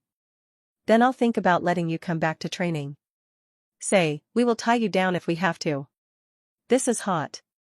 Suddenly, Mal was having a hard time remembering what he was so depressed about a few seconds ago. Luna's face became slightly flushed when she felt something poking her in the bottom and she jabbed Mal hard in the ribs. Are you listening to us? MHM. She had the undivided attention of both heads. Malachi finally shook his mind free of dirty thoughts as he tried to weasel out of house arrest. But I won't do anything too strenuous, I just want to understand Sheer a bit more. Sheer? Luna and Say asked in unison. Almost on cue, Mal's friendly neighborhood kaiju exited his forehead and materialized in front of the girls. Due to her unexpected appearance, Luna and Say's reactions were a bit exaggerated. Kya. What the hell? Even without her claws and bladed appendages, she was still rather alarming to look at. Luna and Say immediately leapt up in fear, prompting Anna to claim the coveted spot of Mal's lap. She held out her hands and gestured for the strange creature to come towards her. Come here girl, I missed you. Sheer made a small clicking noise before sliding into the open spot in Anna's arms, like some kind of overgrown puppy. Maybe it was her love of horror movies, scary video games, and Halloween, but Annalise didn't seem to find this creature the least bit terrifying. In fact, she was rather tempted to ask Mal to let her keep her. "What kind of creature is that?" Say asked. "Dunno." Mal and Anna responded in unison. "Well, what does it do?" Luna said curiously. "She makes really cute noises."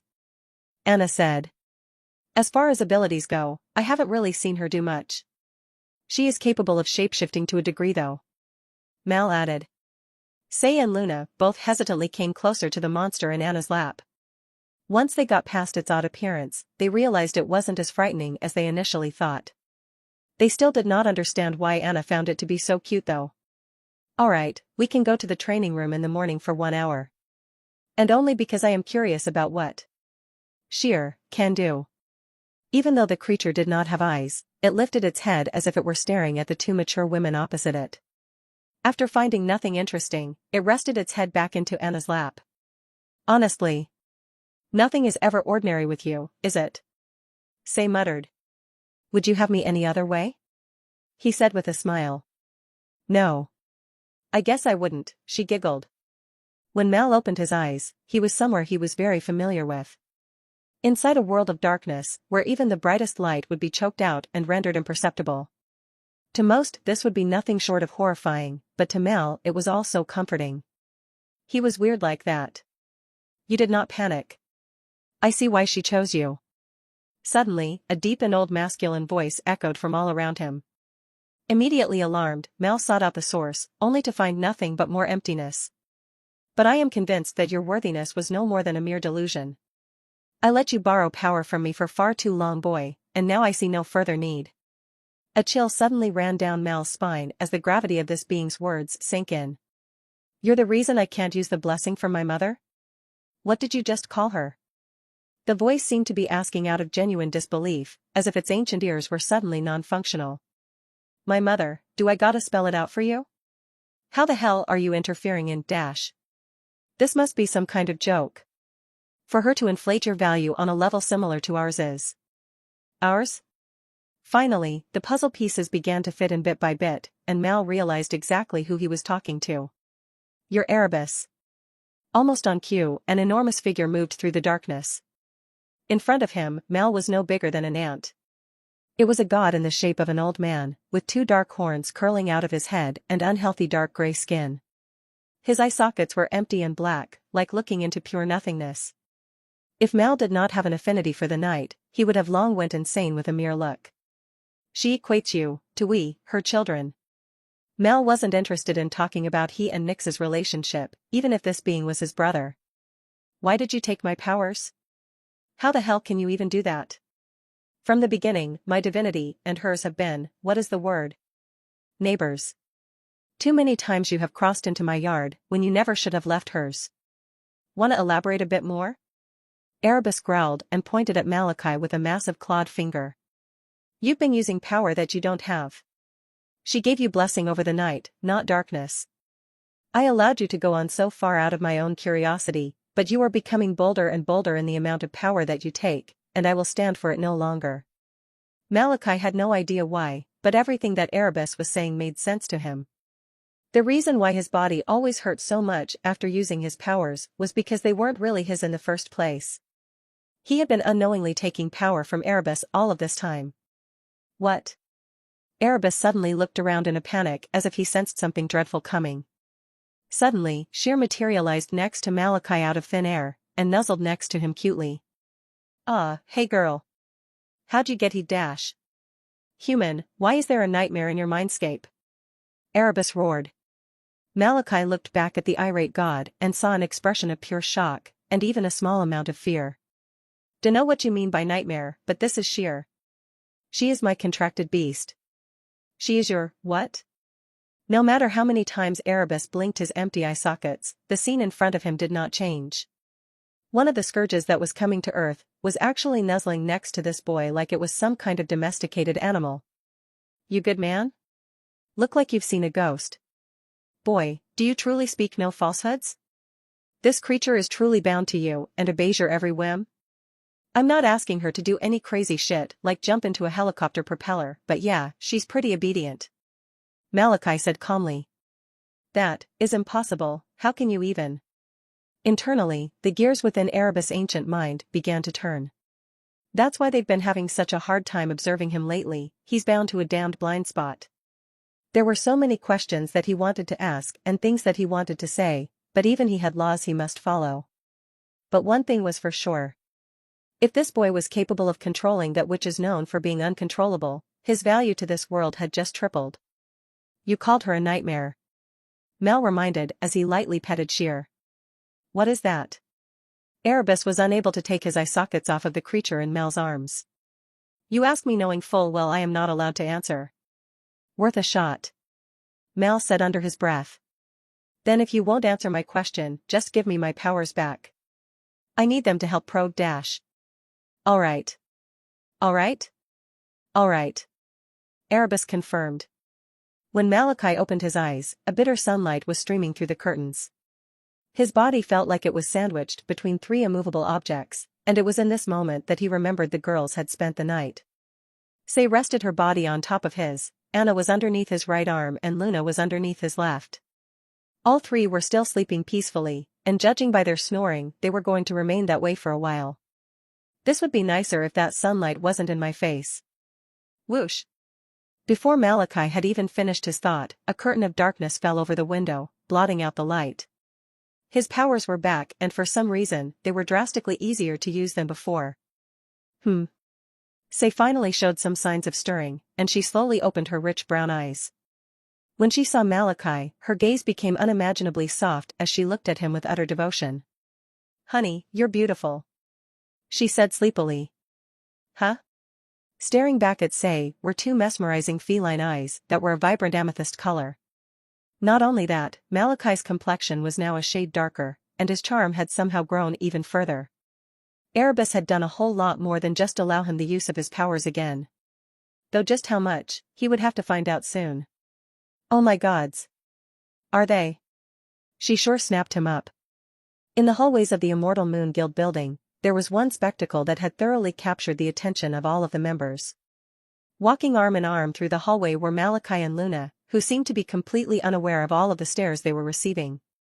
They were so used to being in close proximity to each other, and so engrossed in their conversation, that they instinctively grabbed each other as soon as they exited the car. They never even thought for a second about the fact that they were about to enter a public setting and they hadn't come out as a couple yet. What else did Erebus want? Luna asked. Nothing. It seemed like he genuinely wasn't going to give me my powers back until he saw Sheer. Luna thought hard for a minute before prodding her younger boyfriend in the ribs. Maybe he was jealous of your relationship with your new mother. Malachi rolled his newly purple eyes. I doubt it. He didn't strike me as the kind of guy who's desperate for a mother's attention. Besides, he didn't seem to know she adopted me. Luna suddenly paused and gave Mal a look like he was missing something important. Erebus isn't just her son, you know? He is also her consort. Malachi's eyes widened as he pictured his sweet mother entangled in the arms of that enormous demon-like being he saw last night. He suddenly felt like a young child who had caught his parents wrestling in the middle of the night. He wasn't sure if he would ever survive the trauma. Luna found the look on his face to be terribly amusing, and she misread his thoughts as something much darker. Don't worry, I am sure that she's not planning to eat her youngest son as well. Good thing too, because I would hate to give you up to her. Wait. What? Visions of his beautiful mother beckoning him in very unmotherly positions began to play within his mind, and he quickly became more uncomfortable. Eventually, he lifted Luna's legs out from under her while biting her softly on the cheek. You're trying to traumatize me, huh? How am I supposed to look at her again after hearing that? Fufufu, put me down. We're.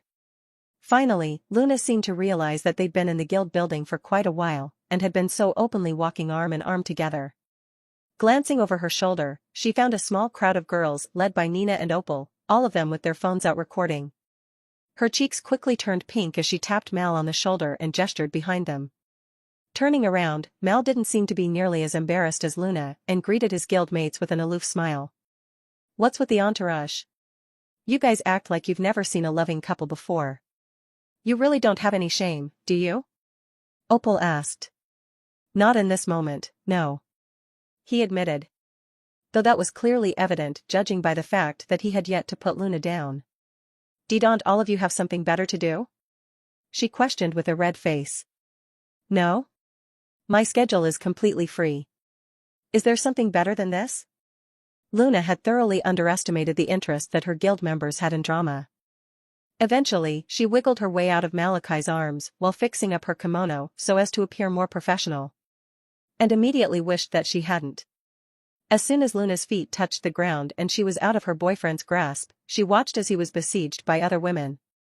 We heard you were pretty banged up, everyone was really worried about you. You aren't still hurting anywhere, right? I heard about you and Alex, that guy was a real creep. I hope you fucked his face up. You look different. Are you satisfied with just the boss lady? Malachi was met with warm hugs, well wishes, and more than a few flirtatious remarks about his new eyes. Luna had never wanted to cut the contracts of any of her girls until right this moment. I'm alright girls, really. Mal said. For some reason, he could feel an instinctive sense of danger shooting down the back of his neck that made him want to get out of here as quickly as possible. When he was finally able to escape from the friendly mob, he turned around to find Luna waiting for him with her arms folded and an annoyed look on her face. Without waiting, Mal scooped her back into his arms and carried her to the training room. Man whore. I think you know that's not true. Mal said without even looking at her. I like the girls a lot, but they are just my friends.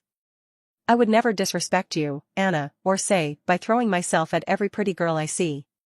Luna's heart warmed at his words, but she wouldn't allow herself to be so easily swayed.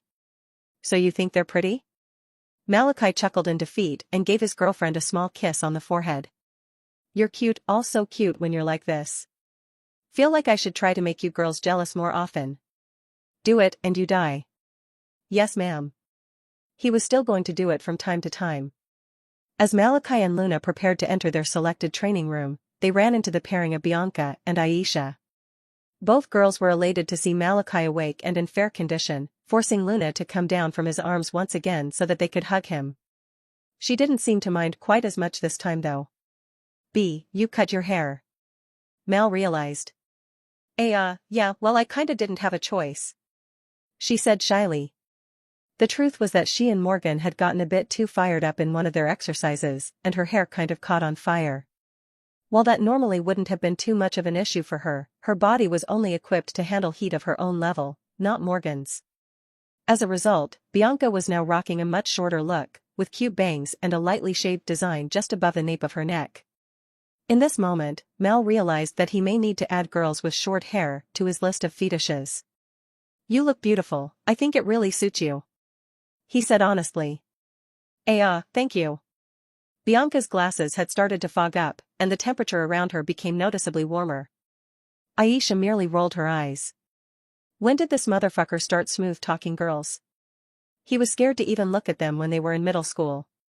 After conversing a bit more, it was decided that both girls would stick around to watch Mal's training with Sheer, both out of curiosity and potential amusement. It was well known that training with contracted beasts was exceedingly difficult, and they were sure that training with a one-of-a-kind creature was going to be nothing short of hilarious. Once inside, Bianca and Aisha leaned against the wall while Luna and Mal went to the center of the room. Alright darling, call out the little monster.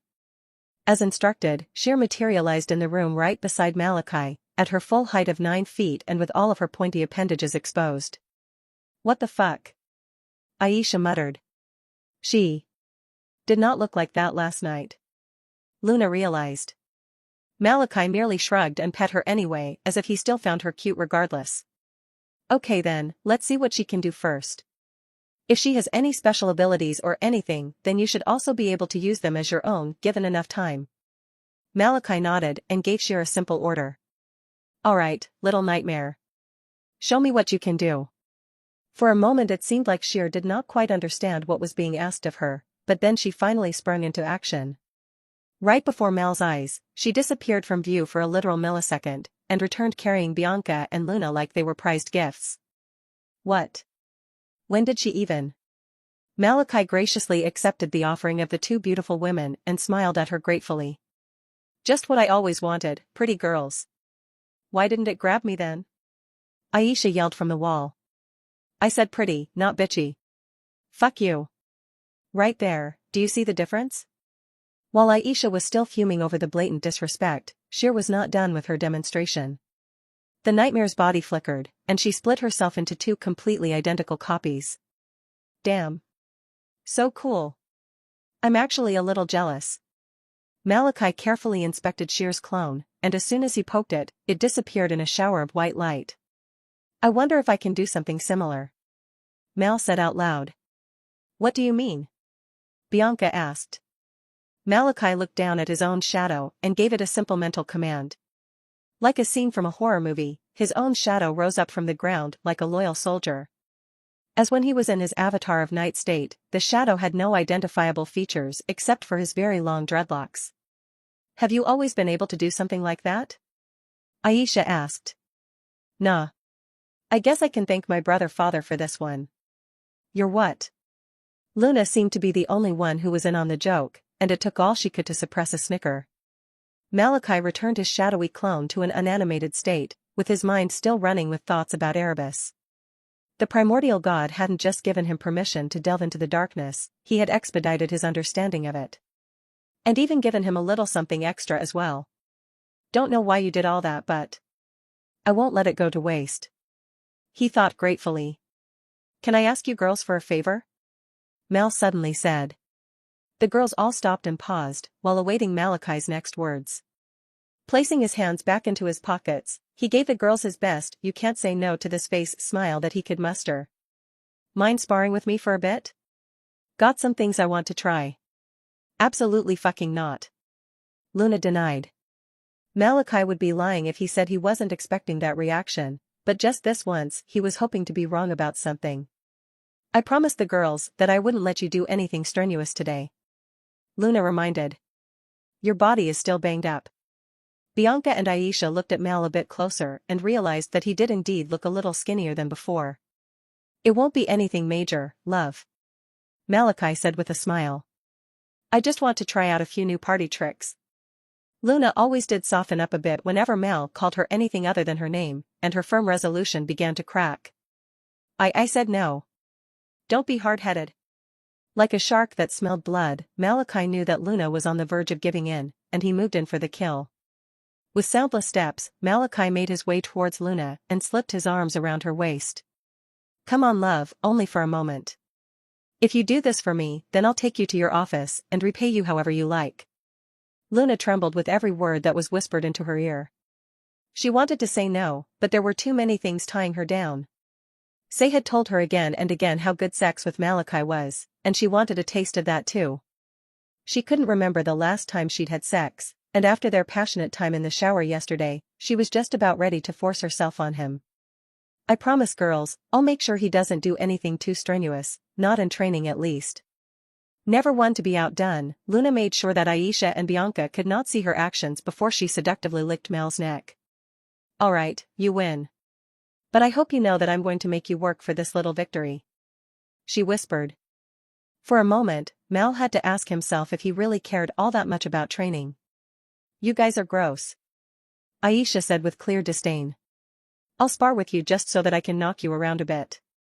Bianca timidly held up her hand like she was a kid in a classroom. I also need to be talked into it a bit, I think. Malachi and Luna looked at each other briefly, and had an entire conversation without saying a word. She'll be the last one? Until the end of time. What if your new mother tries to get in your pants? You are not funny. Malachi rolled his eyes and moved next to Bianca, placing a small kiss on her cheek. Sufficiently convinced? Sure. She muttered. Aisha was the only one who seemed to be in the opposite of a lovey-dove mood. When did you become such a slut? I didn't raise you to be like this. Malachi shot his best friend a middle finger and dispersed all of her insults. I don't want to hear something like that from you. Before my sister, you fucked more women than the IRS. Aisha showed a smile that was not a smile as she reached inside of her storage ring and pulled out an unnecessary large battle axe. When are we starting? For some reason I feel a bit restless all of a sudden. Malachi knew that he probably shouldn't have said that, but he couldn't resist the opportunity that was right there in front of him. And as he looked at Aisha's face that was simmering with barely repressed murderous rage, he couldn't help but feel like it was worth it. After Malachi and Luna got changed into some light sparring gear, they were all set to begin their exercise. Now that Mal was shirtless, Aisha and Bianca could see the bruises that were still on his body. They could only imagine how difficult his battle with Alex must have been if he still hadn't healed after several days. Mal noticed the way the girls were looking at him and immediately waved away their concerns. "I'm good, don't worry about it. Believe it or not, I actually look a lot better than I did yesterday." The girls looked at Luna for confirmation, and only relaxed once they saw her nod along in agreement. Malachi finally tucked his hands in his pockets and took on a relaxed posture. "Alright, you're free to come at me whenever." After looking at Mal's utter lack of stance or weapon, the girls wondered if he was even taking this seriously. "Don't joke around. We're really trying to help you. Aubrey's going to be mad at me if I cut your legs off right after you woke up." Malachi rolled his eyes as his irises glowed violet. "Alright then, if you ladies won't come to me, then I'll come to you." Suddenly, a dense obscuring mist left the pores in Mal's skin. The room began to fill up with the strange dark fog, and soon the girls couldn't even see 2 feet in front of them. "Since when can he do something like this? Lady Luna? That's you, right? This is really crazy." Suddenly, Malachi's voice seemed to echo from all around them. "I think I'll pick you all off, one by one. Feel free to stop me if you're able." Bianca was the first to think up a solution, although she wasn't entirely sure that it would work. Gathering the power of her flames, she ran them across her voluptuous body until she was no different than a light bulb. "Girls, if you can see me, then come closer. We can stick together." Luna and Aisha followed her directions and moved directly to stand beside the young girl. Like he was having the greatest of fun, Malachi's cheerful laughter reverberated off the walls of the training room, giving the girls a rather unsettling feeling. "He's enjoying this too much. He really is. The suspense is starting to, huh?" Suddenly, Luna noticed that her body was moving against her will. Try as she might, she could not stop herself from walking away from the 2 girls and intruding further and further into the mist.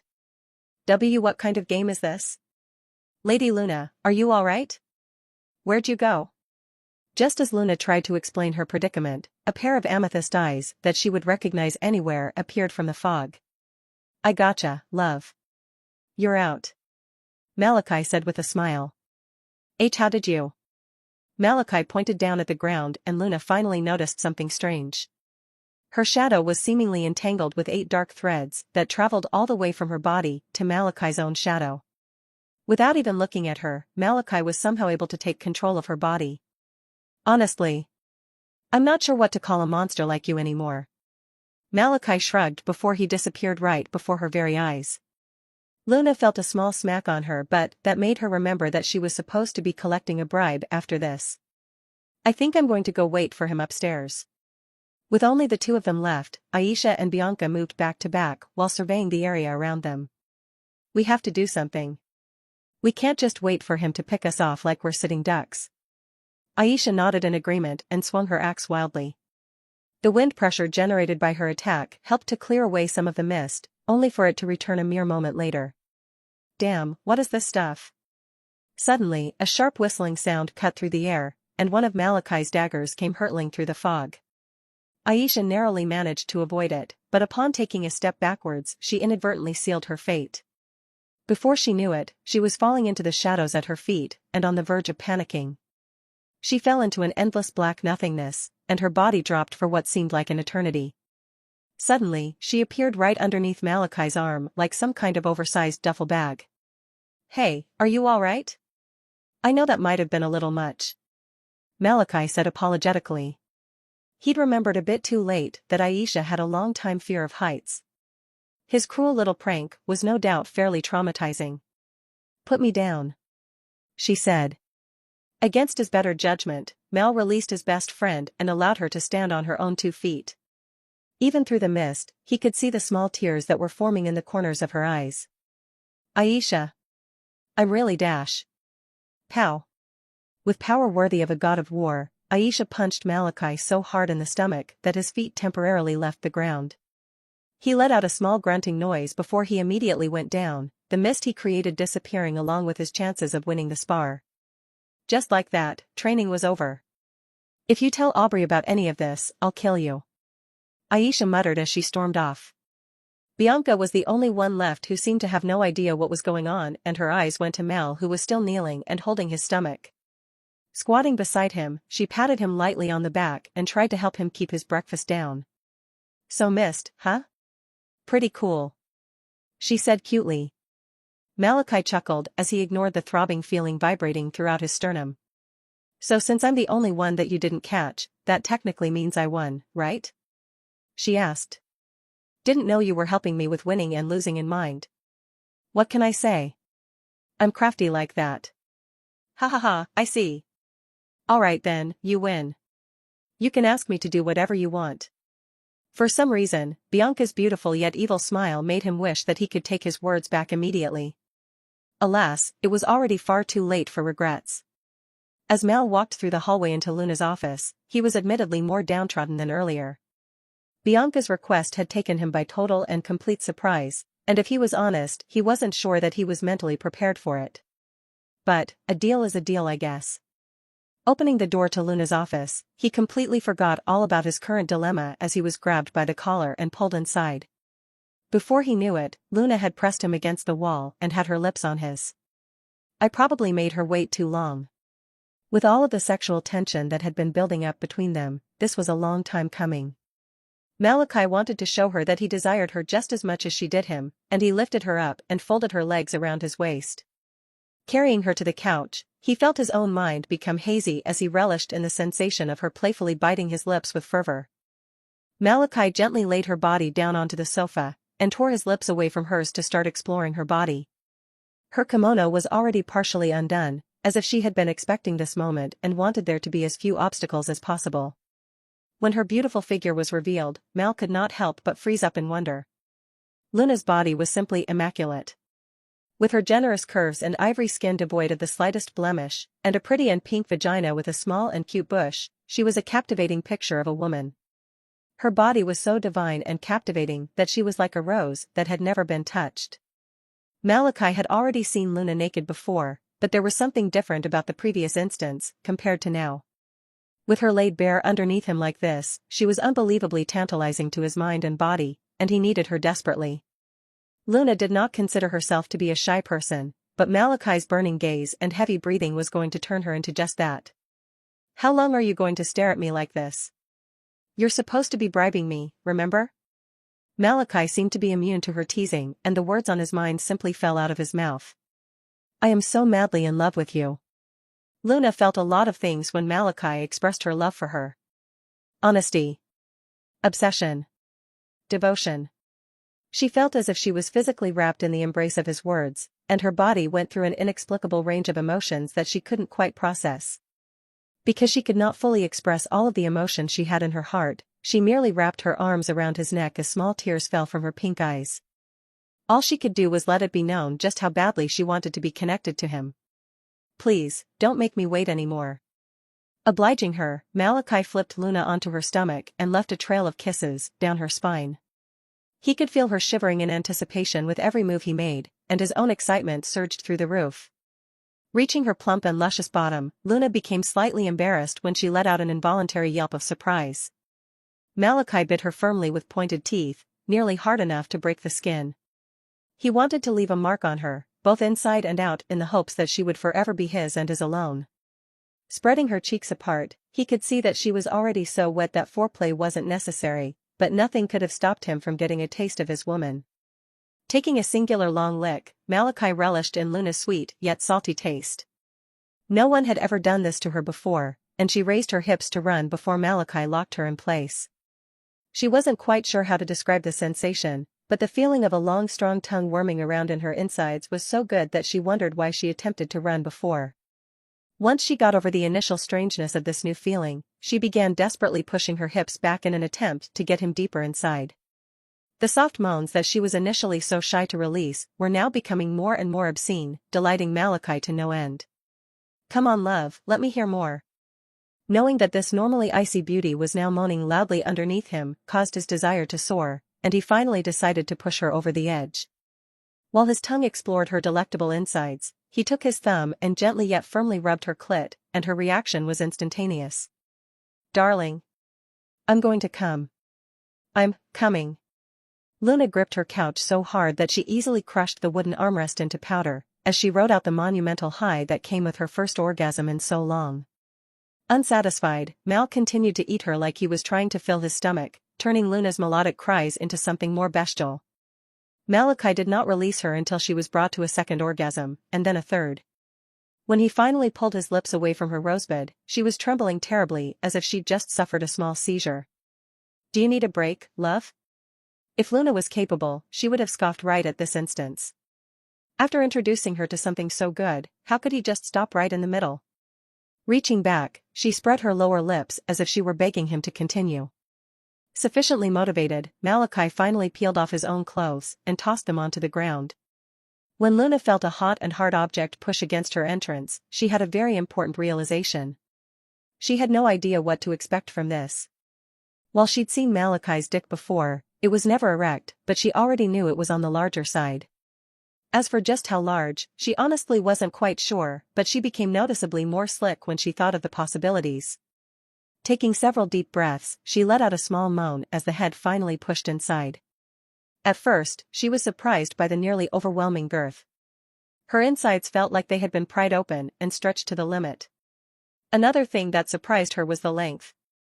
Just when she thought for sure that he couldn't possibly have any more left, he would push another inch into her. By now, she was so full that she hardly believed that she could fit any more inside. Places that she never even knew she had were being stimulated all at once, and Mal still wasn't fully inside.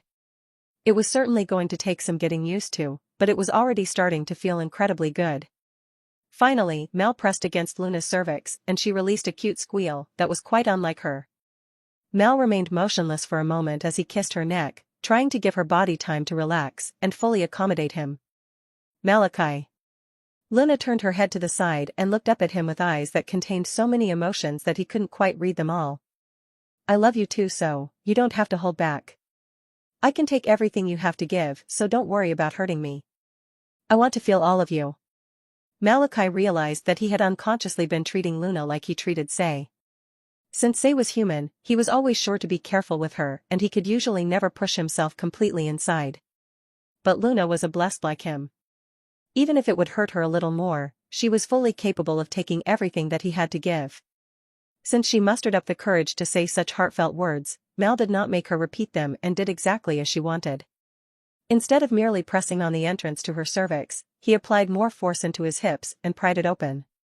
Luna bit down on the couch cushion so as not to release the scream of pain that was threatening to leap out of her throat. With Malachi now fully inside, he pressed their bodies together while allowing all of his weight to pin her down. The two of them instinctively interlocked their fingers together as if they were scared to let each other go, and Mal finally started moving. He rhythmically moved his hips in different patterns, sometimes in a circular motion, others back and forth. Luna had long stopped feeling any pain from his movements, and every rough thrust nearly sent her over the edge. Malachi was in heaven as well. Luna was not only incredibly wet, but she gripped him so tightly that it was as if she pleading with him not to leave his position.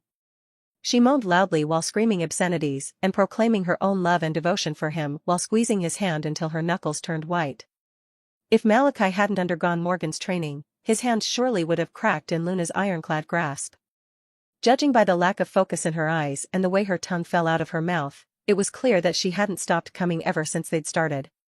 Being penetrated was one thing, but Mal would continue to whisper obsessive and sweet words into her ears while they were intertwined, filling her up with his love with every possible method. Luna finally reached her strongest orgasm yet as Mal whispered a string of words that made her entire body clench up. The combination of her sweet screams and sudden tightness caused Mal to reach the end of his rope. When Luna heard him groan and felt his pace quicken, she regained just enough of her sanity to properly receive it. Don't pull out. I want you to get me pregnant." Malachi never thought that such words would turn him on so much, but the proof was in how desperately he tried to breed her afterwards. With one final thrust, he struck against the back of Luna's womb and unloaded a torrent of semen inside of her. The sudden heat and added pressure inside her stomach allowed Luna to reach nirvana, and her body clenched up once more as she squirted all over the couch. Even after 3 whole minutes of remaining motionless, she was still trembling all over and moaning softly into the cushions. Thinking she was done, Malachi lifted his body off of hers and started to pull out. Wait. Luna suddenly grabbed him by the wrist and held him in place, unwilling to let even a drop spill out.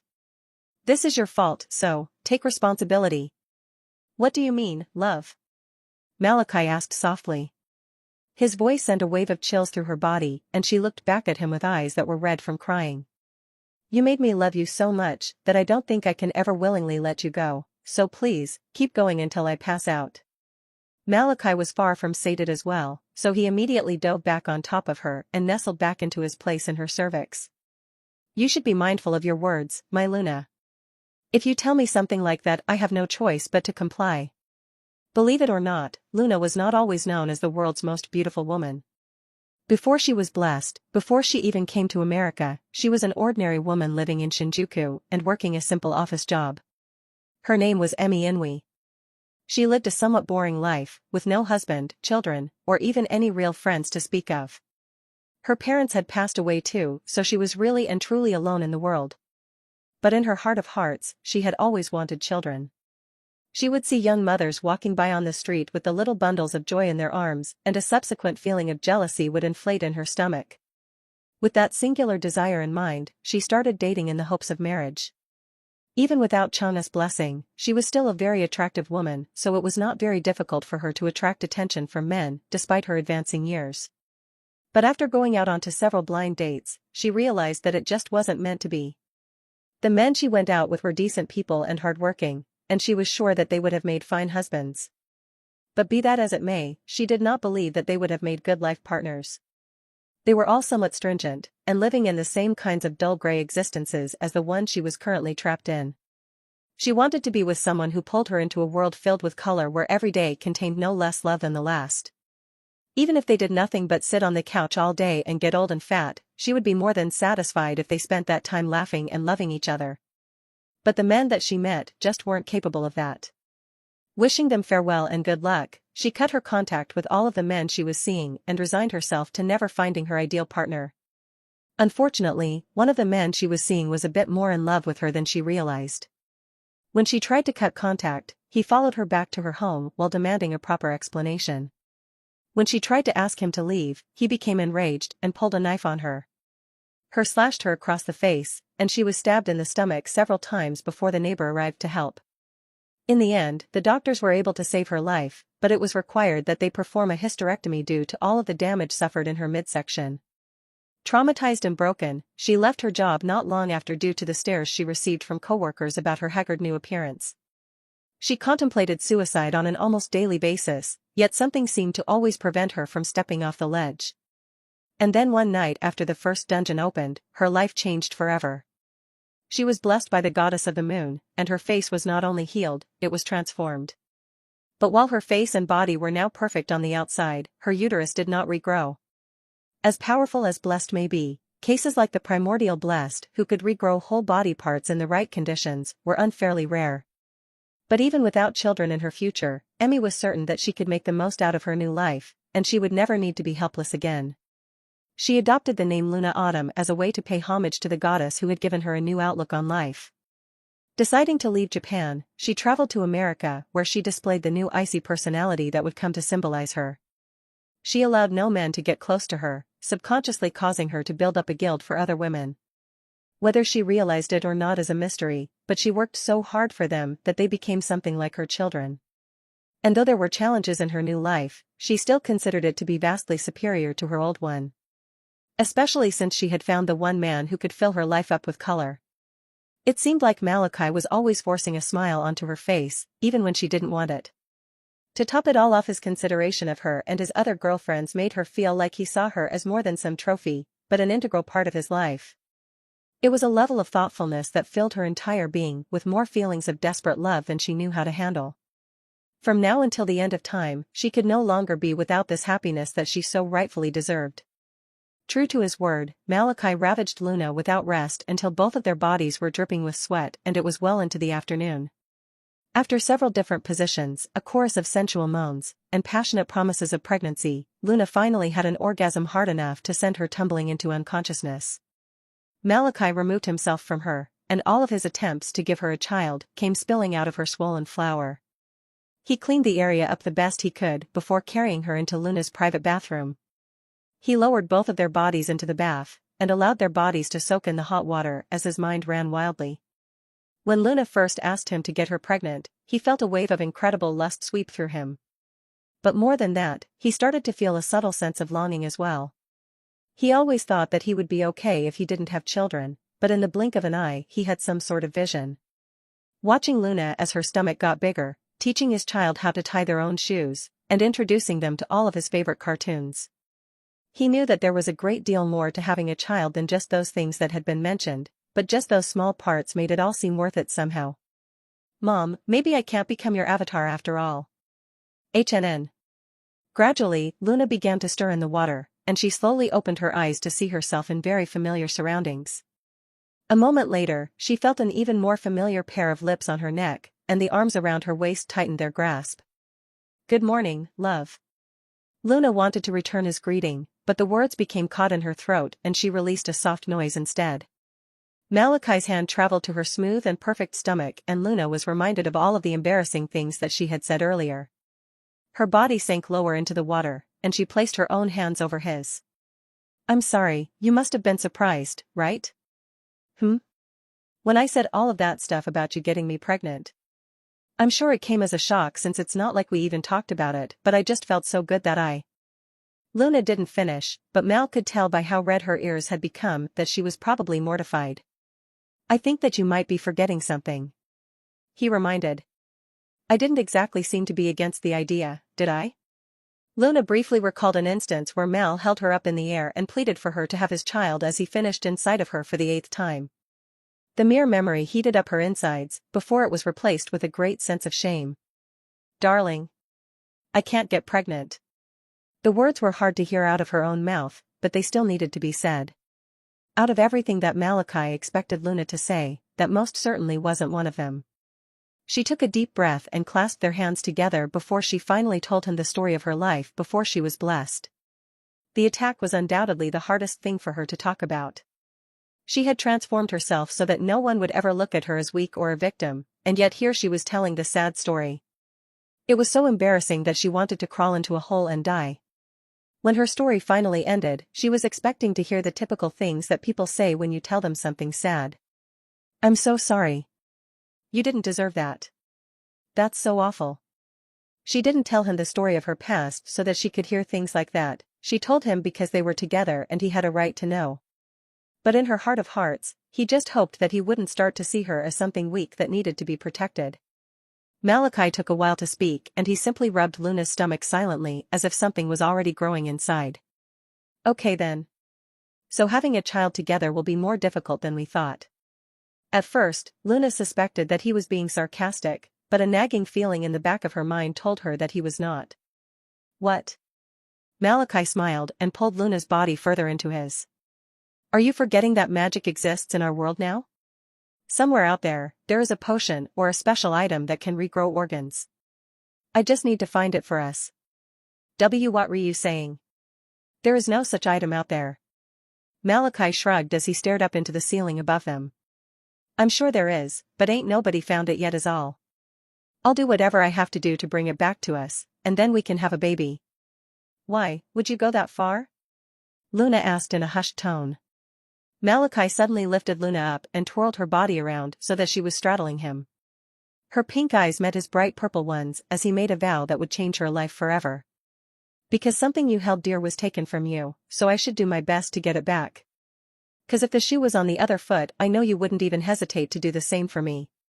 His words hit Luna like a ton of bricks, and her heartbeat began to race at an out-of-control speed.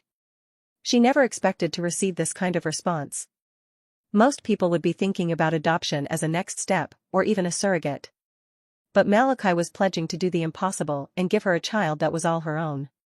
All their own. It was a vow that had shaken her to her core. Don't joke with me. Do you really mean that? Malachi smiled and pressed their foreheads together until both of their tattoos were touching. I mean it. We're going to have a child together. Even though Luna hated to be seen as weak, a downpour of tears fell from her face. She did not realize how deeply buried this hope of hers was until the man she loved brought it to the forefront of her mind. All of the years that she believed she'd spend her life alone, all of the times she spent crying herself to sleep after the assault, they were all being washed away like bad dreams. For the first time ever, they were being replaced with a blinding hope for the future. Malachi. I love you. Luna sobbed softly as she brought her lips to Mal's, and it seemed like the mood was going to heat up once again. Just as Mal's hands dropped underneath the water to cup Luna's bottom, a familiar scratchy voice echoed in his mind. Hun, why? Hungry. So hungry. Malachi immediately paused and broke away his kiss with Luna, much to her disappointment. Are you tired? If so, I can dash. Nah, it's not that, love. He said gently. He had to admit, if he didn't have more pressing matters at the moment, Luna's cuteness would have easily pulled him under. It's sheer. She says she's hungry. Malachi explained. Luna's face twisted in a glimmer of recognition as she nodded slowly. Right then. I guess you shouldn't keep her waiting. She was the first to get out of the tub, and she immediately draped her body in a towel as she wiped away the water. Realizing Malachi had yet to get out, she turned around and found him looking everywhere but at her. She wasn't aware, but Malachi's mind was working overtime to keep himself in control of his actions. Darling? Luna flashed Mal a sweet and seductive smile as she left her body in full view. Do you mind if I spend the night again tonight? I didn't quite get my fill earlier. Malachi briefly had a vision of himself, Say, and Luna all intertwined on the bed, drowning in an inescapable pleasure until the sun came up. It was such an invigorating thought that he wanted to take her home and begin immediately. Sheer, are you sure you can't wait for just dash? Hungry. Damn it, fine, but I just want you to know that you have some shit timing. Luna took Mal to a special section of headquarters where monster corpses were kept. Here they were stripped down and put to various uses, depending upon the type of creature. Monsters with exoskeletons were refurbished and turned into weapons or armor, while those with higher regenerative capabilities were dissected and studied, as a means to advance medical procedures and treatments. But one thing that always typically went unused was the meat of the creatures. Monster meat has a very poor flavor and gamey texture, and even a Michelin-starred chef couldn't work with it as an ingredient. As a result, a large chunk of it is usually thrown away and wasted. There was talk of donating it to local zoos, but a few too many congressmen were worried that the animals might mutate if they ate enough of it, so the idea was scrapped. At the end of the day, monster meat's only real value was to blessed with contracted beasts. The magical creature subsisted on the distasteful flesh like it was the best thing in the world, oblivious to the human stigma around it. Naturally, Luna had a mini fridge full of the exotic meat for her beloved kitsune, Shiro. I would have given you some of hers, darling. But it seems she is being rather stingy at the moment. She apologized. Call it what you want. He must have fucked every last brain cell out of your mind if you think I'm going to let you give away my food. A vein bulged in Luna's forehead as she lamented over the fact that her sweet and fluffy pet was learning more and more colorful language. No doubt it was due to that show she had been so adamantly watching over the last few days. That's it, no more snowfall for you. She said sternly. Immediately, her mind was filled with whimpers. Wait. I am sorry. He can have all of the food he wants, I just need to know what happens to Franklin's dad. No, I don't like what it's doing to you. Luna said firmly. She was met with another wave of stringent complaints, but she merely ignored them in favor of her boyfriend that was still at her side. Don't worry, love. Malachi said as he took her hand. I'm pretty sure that Sheer would have eaten everything you had for her anyway. The nightmare was admittedly quite the glutton, and even now Malachi could feel her hunger that was almost bottomless. Well, it's a good thing I have prepared quite a feast for her then. Luna and Malachi finally reached a large meat packer on the inside of the warehouse, and found hooks hanging with meat from all kinds of creatures. Orc, lamia, siren, goblin, even some demon. An all-you-can-eat nightmare buffet. All right, girl. Come out and eat your fill. Malachi goaded. A moment later, a small wisp of light left his forehead mark and Sheer emerged at her full height and appearance. She carefully inspected the meat on all of the hook before turning back to give Malachi a disappointed look. Even though she did not have eyes, he could swear that she was trying to use the puppy dog technique on him. Without saying a word, Malachi knew exactly what the problem was. For Sheer, eating meat that was already dead was like getting a blowjob with a condom on. It was fine, but it could be done so much better. I'm sorry, girl, but we don't have any fresh meat right now. I'll work on getting you some for you next time around. The nightmare seemed to be somewhat satisfied with that promise, and she started eating not long afterwards. While she chewed voraciously, Luna tapped Malachi on the shoulder to ask about his fresh meat response. Is she not happy with this? I guess not, eating a monster fresh gives you this sort of influx of raw magical power, and I'm guessing she's missing that part of her diet. Luna nodded in response, before nodding and pulling out her phone. I'll apply for a private dungeon pass for you so that you can go grocery shop? Malachi suddenly pulled Luna in and kissed her gently on the cheek. Thank you. I don't know what I'd do without you. Luna blushed slightly in his grasp before pushing him away at the last second. You can thank me later, for now, I want you to try something. It'll be easier to bond with Sheer when she's in a relaxed state, like when she's eating. Linking your minds together is the first step to synchronizing your bodies. Malachi nodded in understanding before inching his way over to Sheer. In the brief moment they'd been talking, she had completely cleaned her first corpse and was now moving on to the second. Malachi placed his hand on top of her head as she ate, and tried to concentrate on the connection between the two of them. For a moment, he wasn't sure if he was doing it correctly, but upon closing his eyes to concentrate, he was able to link their minds together. However, he immediately wished he hadn't. His mind was flooded with strange feelings and frightening images. Brief flashes of horrifying creatures, nightmarish apparitions, and very ominous tidings. Apparently, nightmares share something of a hive mind amongst themselves, but Malachi's blood connection allowed her to be walled off from such nastiness.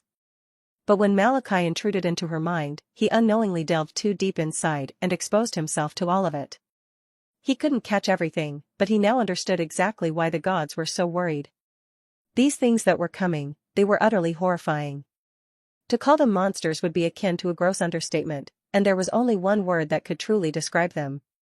Nightmares. I have to get stronger, much, much stronger. I try to forget it, but the memories don't seem to go away. The way I acted, what I did for him, what he did to me. I'm so fucking pathetic that it's laughable. You are far from pathetic, director. You have experienced a hell that most people could never fathom. The fact that you're taking positive steps to healing, however small they may be, is a monumental achievement in and of itself. Director Joanne leaned back onto the leather sofa and stared nonchalantly into the ceiling. Yeah, well, it's not like I really have a choice. I won't be cleared to resume my duties until you give me some shiny gold star. Sitting across from her was a gentle-looking woman with a dark complexion and wearing circular glasses and a simple button-down and slacks. As for what her name was, Joanne had already forgotten. You should be grateful that your higher-ups care about you enough to get you proper help. My boss couldn't give a shit if I lived or died. The woman said honestly. Joanne knew that she should look at it like that, but opening up always had been rather difficult for her. This was her fourth session so far, and coincidentally it was also the first one she had decided to actively participate in. In all of the others, she merely sat back and watched the clock tick by while her therapist asked her questions that she never answered. Only today had she decided that the sooner she got this over with, the sooner she could throw herself back into work. That's what she'd always done, and that's the only thing she'd ever been good at. But against her expectations, once she started talking, she couldn't stop. And unlike what they say on TV, she didn't feel better the more she talked. She just felt angrier, and more revolted. Memories of all the abuse she had suffered through continued to plague her like a bad fucking dream, and she was so sick of it that she didn't know what she wanted. Her body was filled with raw emotion that she had no healthy outlet for. She was like a bomb that was just waiting to go off. But in time, she would come to realize that her therapist was trying to diffuse her slowly, while directing her towards proper outlets and healing methods. For both of them, this would be a long and arduous process. But when it was over, maybe she would be better off than she was before. That's our time for today, right? Joanne said as she stood up in a hurry. I'll be going then. Oh, all right, before you go, I have a bit of homework for you. What? The woman backed away under the blessed's irritated gaze and tried her best not to pee herself in fear. Well, I'm not going to ask you to turn in a paper or anything. Joanne stared at the woman while folding her arms, seemingly waiting to hear her next words. I want you to find a hobby, or better yet, a friend. You need something to take your mind off of everything, and I think dash. Yeah, thanks for the advice, document. I'll go dig out my high school yearbook and call some numbers or buy a vibrator. Whichever I come across first. Joanne immediately left the office, in a worse mood than she was originally. Her hobbies were getting work done and collecting checks. Anything else was frivolous and unnecessary, and she had no time to indulge in some needless activity that would bear no fruit. And as far as friends went, that was even more of an impossibility. As Joanne walked through the hallway to get to the lobby, she heard an unusual commotion. And when she reached the front desk, she understood why. Casually taking a picture with the two ladies at the front desk, was a young man she knew unnecessarily well.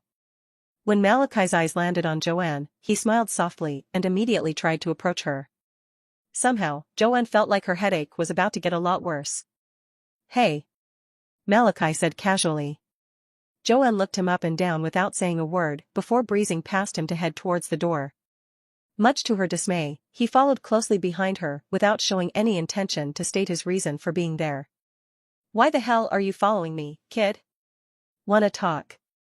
Send a text. You think I have your number?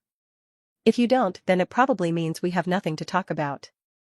Before Malachi could respond, Joanne sprouted wings from her back and shot into the sky at a speed he couldn't hope to follow. Instead of chasing her, Malachi decided to give her a few minutes and found a nearby bench to sit on. I should really get more games on my phone. Ding dong. Joanne looked up from the book she was reading on her couch and stared hard at the front door. She didn't even need to open it to know who was outside, and she growled in annoyance as made up her mind to ignore it. I was glad to see you were getting help. Looking up, she found Malachi standing a few feet away from her, leaning against the wall while staring back at her calmly. Why the hell are you stalking me? I don't believe we have anything to talk about. Why did you abandon Anna? Suddenly, Joanne froze like a deer in headlights. When it came to the topic of her estranged daughter, she seemed to be incapable of maintaining her stoic and unapproachable demeanor. You were asleep back then. I'm sure of it. Malachi didn't deny. He hadn't heard Joanne's confession at all, but Sheer had. She sees everything that goes on around Malachi 24/7. The only reason he knew was because he'd linked their minds together yesterday. Then how do you know? It doesn't matter. Joanne suddenly closed her book and stood up from the couch menacingly. I want you out. I don't have to talk about this with you or anyone else for that matter. So you can take your whole concerned boyfriend act and shove dash. I'm not asking to be judgmental. I'm asking because I really don't understand. He left his place against the wall and started approaching Joanne in a non-threatening manner. Because of everything that she had been through, he did not use his power to make her tell the truth and instead asked her normally. For you to know about my relationship with her means you've been keeping close tabs on her. So you must care about her, right? Joanne clenched her fists like she was trying her damnedest not to slug Malachi in the jaw. And against all of his expectations, she didn't. Of course I care about her, she's my daughter. Then why dash? Because she's better off with my brother than me. Like earlier in therapy, once Joanne started talking, she just couldn't stop. She told Malachi the story of how she was a bit of a wilder girl in her youth who was the total opposite of who she was now. She didn't believe she had any of the qualities necessary to be a functional adult, so she left her daughter with her more level-headed younger brother. Afterwards, she joined the army in an attempt to discipline herself. All of the intense physical exercises she put herself through would act as her method of atonement for leaving her child behind.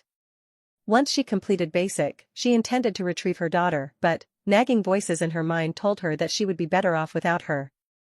What did she know about being a mother? She was a mess ever since she was born, and surely she would infect Annalise with her dysfunction if she were to be around her, right? Her heart broken and her mind made up, she created a bank account in which she funneled in money every month and entrusted her brother with joint ownership. Afterwards, she never saw her brother or her child again except through a window or by stalking them on social media. She could see that PG had yet to touch the money she'd given her, no matter how much it piled up, but she still kept putting more and more in every month. Joanne wasn't really sure why she did it. Malachi listened to everything Joanne said without uttering a single word, and when her story was over, he pulled out an envelope from God's nowhere. Here. What is this? Just open it. Joanne didn't particularly like the way he ordered her around, but she took the envelope nonetheless. Inside was a ticket of some kind for some sort of event. I'm sure you know Immortal Moon is hosting some gala on Saturday. This is your ticket to get in. The director looked like she was confused about why Mel would give her such a thing, and she attempted to give it back. Why would you give me something like this? Anna is coming as one of my dates. You should be in a room with her, and not just stare at her from across the street like a stalker. Who the hell are you to call me a stalker? You broke into my house. I invited myself in, don't change the subject. Joanne rolled her eyes and pressed the envelope against Mal's chest. I've already told you that I can't, take this and leave. Unfortunately for her, Malachi had no intention of taking the tickets back. You told me a lot of things, and I listened to all of them. But the main thing I heard is that you're scared and need a little push. He would never tell Joanne this, but Anna had always been broken up over the fact that she didn't have a mother. PG also refused to talk about her, so she never knew if she was alive or dead or even who her father was. It had left a considerably large hole in her life. I won't out you, I won't draw attention to you, I won't even glance at you. All I'm doing is giving you a chance to observe your daughter more closely. Malachi left the tickets on a nearby coffee table and started walking towards the front door without another word. What's your angle? What do you think will come out of all this? Malachi shrugged and continued walking. I'm pretty sure once you get in a room with Anna you won't be able to resist drawing closer to her. She's a special kind of person you can't fully appreciate from a distance. He left Joanne's apartment without elaborating any further, leaving her standing around in a state of deep contemplation. She stared at the tickets like they were a ghost from her past, before ultimately going upstairs to sleep her life away. He's really going in there alone. That's what it seems like, but he's not even dressed properly. Is he texting? Currently, Malachi was being watched by a small security detail while he stood in front of a large gate located in an abandoned amusement park. His mind was noticeably more distant than usual, as his earlier run-in with Anna's mother had made him miss her a great deal. He would have gone to see her already, but business had to come first this time around. But he was still texting her and finalizing plans for her to be at his apartment when he was done. Finally, he stuffed his phone into his pocket and let the shadows drape across his body, changing into his armor without even breaking his stride. Once he passed through the portal, he arrived in a jungle-type terrain that made him thankful that Bianca had designed the suit with no sleeves. The heat and humidity was practically unbearable, and he couldn't imagine coming in here with a flak jacket like Aisha wore. Alright, girl. Let's go grocery shopping.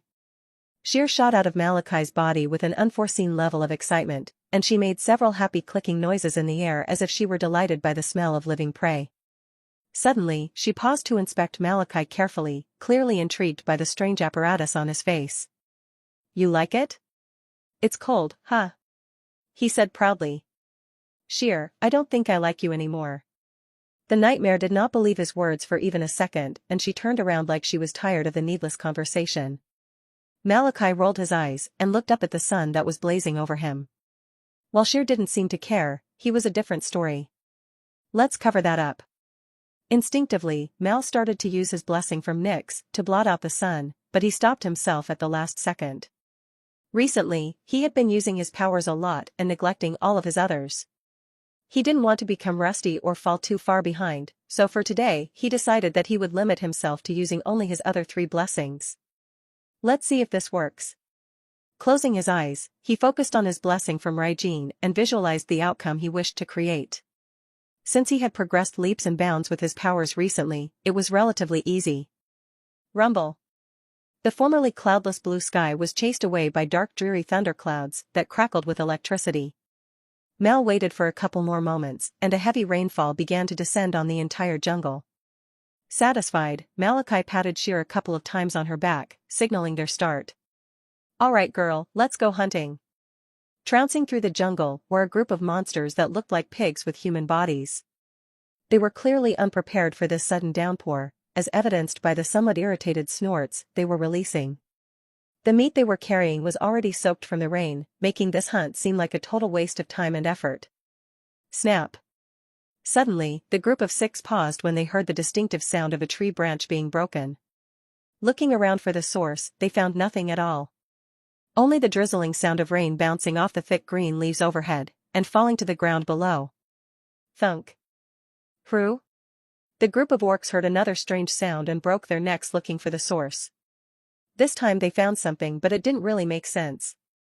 It was a soul pack like the one their tribesmen carry, dropped onto the watery ground with no sign of its owner. Chinpa? No matter how much they searched, they couldn't find any evidence of their missing sixth member. It was like he just evaporated after leaving all of his stuff behind. Splash. Suddenly, a figure appeared in the center of all of the creatures. Before any of them could react, he unsheathed the two handheld spears from behind his back and stabbed the orcs closest to him in the chest.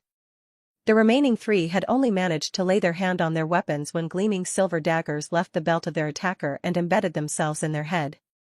All five of them fell down dead at exactly the same time, and Malachi cleanly wiped off the blades before returning them to his back. Gotta admit, that's some pretty nasty shit. The two orcs that he'd stabbed with his handheld spears were undoubtedly the worst off. The area that came into contact with the blades was already starting to rot right before his very eyes, becoming a muddled mass of chunky grayish-brown liquid. As cool as it was also unbelievably morbid and gross. I wonder which of these guys had it worse. Glancing up high into the trees above, he found Sheer with her prey already in her hands, long dead and with his head bitten clean off. It looked like she was taking a bit more time to savor her food than normal, as she still hadn't gotten to the lower half of the body yet. No doubt the addition of magic power in her meal was making it a much more pleasant experience. Guess I'll just stick these in the fridge for later then. Malachi waved his hand and the bodies lying on the ground sank into the shadows around them. The main part of their goal for today was to fill her stomach, as well as stock up on food for the future as a convenience. Items stored in Mal's shadow storage do not rot or age, and he was willing to bet that the magic inside would not dissipate either. Once Sheer noticed that her food was disappearing, she appeared beside Malachi in a flash while making frustrated clicking noises. Calm down, would you? I'm saving some for later when you get hungry again. Hungry, now. Christ. Malachi rubbed his temples like a parent who was exhausted after trying to explain to a child why they can't have two dinners. There's a whole forest filled with prey out here, man. You can't fill up right at the beginning. Why? You don't get the itis when you eat? I can't have you trying to go and take a nap on me as soon as your belly's full so that you can leave me out here to clean up alone. Sheer looked like she only understood around half of what Malachi was saying, but she did calm down eventually. Malachi left the two corpses that were starting to rot out in the open, since he couldn't take all of the corpses without raising some level of suspicion. Besides, the extraction team still needed things to retrieve at the end of the day. Alright, shall we go look for our next prey? Sheer nodded in anticipation before darting off into the trees, with Malachi following closely behind. The two of them could clearly smell the scent of enemies from nearby and they followed the scent towards a shallow cave on the outskirts of the jungle. Here, they ran into a bit of a problem with their path going forward. Not only were there around 60 of these pig monsters all bundled up and living together, but the boss was nearby as well. He was a hulking monster well over 12 feet tall, with a body covered in gleaming metal armor and holding a hatchet the size of a battle axe. I want to take a picture of this so bad. As bad as the situation was, Malachi's inner anime fan could not help but want to capture this moment in the hopes that Aisha, Anna, and Bianca would understand why he was so excited. Nerdy shit aside, I have to figure out a way to bring down this creature without getting. Sheer suddenly disappeared from her position and warped right above the boss. She raised one of her scythe-like appendages and buried it right between the eyes of the Geld lookalike, ending its life without so much as a squeal. What the fuck? Malachi watched as Sheer started eating without a care in the world, finally alerting the other orcs to her presence. A second away from now she would be under siege from over 60 of these creatures, and Malachi wasn't about to let that happen. Leaping down from the treetops, he made as loud of an entrance as possible as he ran black lightning along the course of his body. Touching the wet ground, the electricity traveled from puddle to puddle and shocked around 20 of the overgrown pigs, drawing the herd's attention away from his nightmare. For a moment the creatures glanced back and forth between the two intruders and tried to decide which to pursue. Because Malachi was objectively less unnerving to look at, it was decided that he would be the one whom would be eliminated first. The orcs quickly retrieved their weapons, and started rushing at Malachi with the intent to reduce his handsome face into a pile of mashed potatoes. Malachi removed his weapons from his back and used a bit of his blessing from Bast to heighten his physical abilities and give himself a much-needed edge. but before he could, something strange happened. Sheer sort of exploded. As she ate, her body started to heat up to a noticeable degree, and she unveiled a brand new ability that Malachi hadn't seen before. There was a loud explosion, and Sheer somehow created something like a domain of light made purely from the magical particles she'd been consuming. The dome was around the size of a two-story house in both size and width, enclosing every one of the orcs inside with room to spare. Malachi noticed something strange about this dome after studying it for a moment. The movement of the creatures inside was slowed so drastically that Malachi could hardly tell that they were still in motion. Conversely, he seemed to be able to move faster than ever. His body felt so light that it was as if he was using his avatar armor. He prepared to dice these pigs up like normal, but then he got a much more interesting idea. "Hey Sheer, wanna see something cool?" The nightmare stopped eating long enough to watch Malachi's next actions carefully, slightly curious over what he was about to do next. Malachi's eyes suddenly started to glow gold, and a fiery lotus flower appeared directly in front of his face. That one became 5, and then 20, and then 60. Normally, something like this requires an abysmal amount of time and concentration, but with Sheer's field active, he had plenty of time for both. He dispersed the flowers out amongst the slow-moving orcs and placed them so that each one was resting delicately atop their heads. With a casual snap of his fingers, Malachi finally started the show. Boom. Boom. Boom. Boom. One by one, the golden flowers exploded into columns of heavenly fire that so easily blew the roof off the shallow cavern overhead. In the aftermath of the explosion, small petals floated throughout the jungle, unaffected by the rain. It was truly a beautiful spectacle, something that couldn't be seen anywhere else. Malachi wiped his brow of sweat as he looked towards his contracted partner to see her reaction to his display. For real? Nothing? Sheer simply went back to eating not long after, not truly understanding why she had to stop eating to watch that. Malachi decided to get even and took away the last of her corpse to store it away for later. Hiss. Yeah, hiss all you want, but you aren't getting anything else for the rest of the day. Malachi started to turn around and walked back towards the entrance without looking back. You coming? Let's go home and see Anna. Annalise is the only person that Sheer seems to like as much as Malachi. When she heard her name, the nightmare teleported to his side without a second thought. Malachi was just a little bit jealous over the fact that Sheer was so obedient when it came to her, but in the end he wasn't that upset about it. All that really mattered to him was that all of the people and creatures in his life were happy. The two of them walked casually side by side as if they were the best pair of friends imaginable, leaving only a still smoldering pile of rubble in their wake. It was a beautiful sunny afternoon in the south, and Malachi was having lunch with two of his gorgeous girlfriends. Anna had spent the night again last night, and it was easy to see that she was getting more and more comfortable with the idea of sharing her boyfriend. Mal genuinely tried his best to make things work, and he ensured that none of the girls would ever feel left out. If they got a kiss, so did Anna. When they slept, he held them both under each arm and pressed their bodies against his. Anna had to admit, he was doing a great job at maintaining the balance, and she was honestly very happy. But it was also true that if either of his other girlfriends were slightly less likable, this relationship that they had would not be nearly as stable. You've been smiling a lot, Anna. Say noticed. Is something good happening today? Anna's hands went to her face, and she realized that she had indeed been smiling like an idiot. For some reason, she felt like it would be a bit embarrassing to say that she was thinking about how happy she was. Maintaining her image, she searched her mind for a lie that would save her reputation. I was just excited to go to class with Mal today. I figure it will be less boring if we're sitting together. Out of the corner of his eye, Mal looked at Annalise strangely as if he didn't fully believe her lie. Luckily she caught it, and she gave his leg a hard pinch under the table so as not to blow her cover. Chuckling, he finally stood up and stretched his body like he was ready to go. I guess we should head out then. I don't get many chances to show you off after all.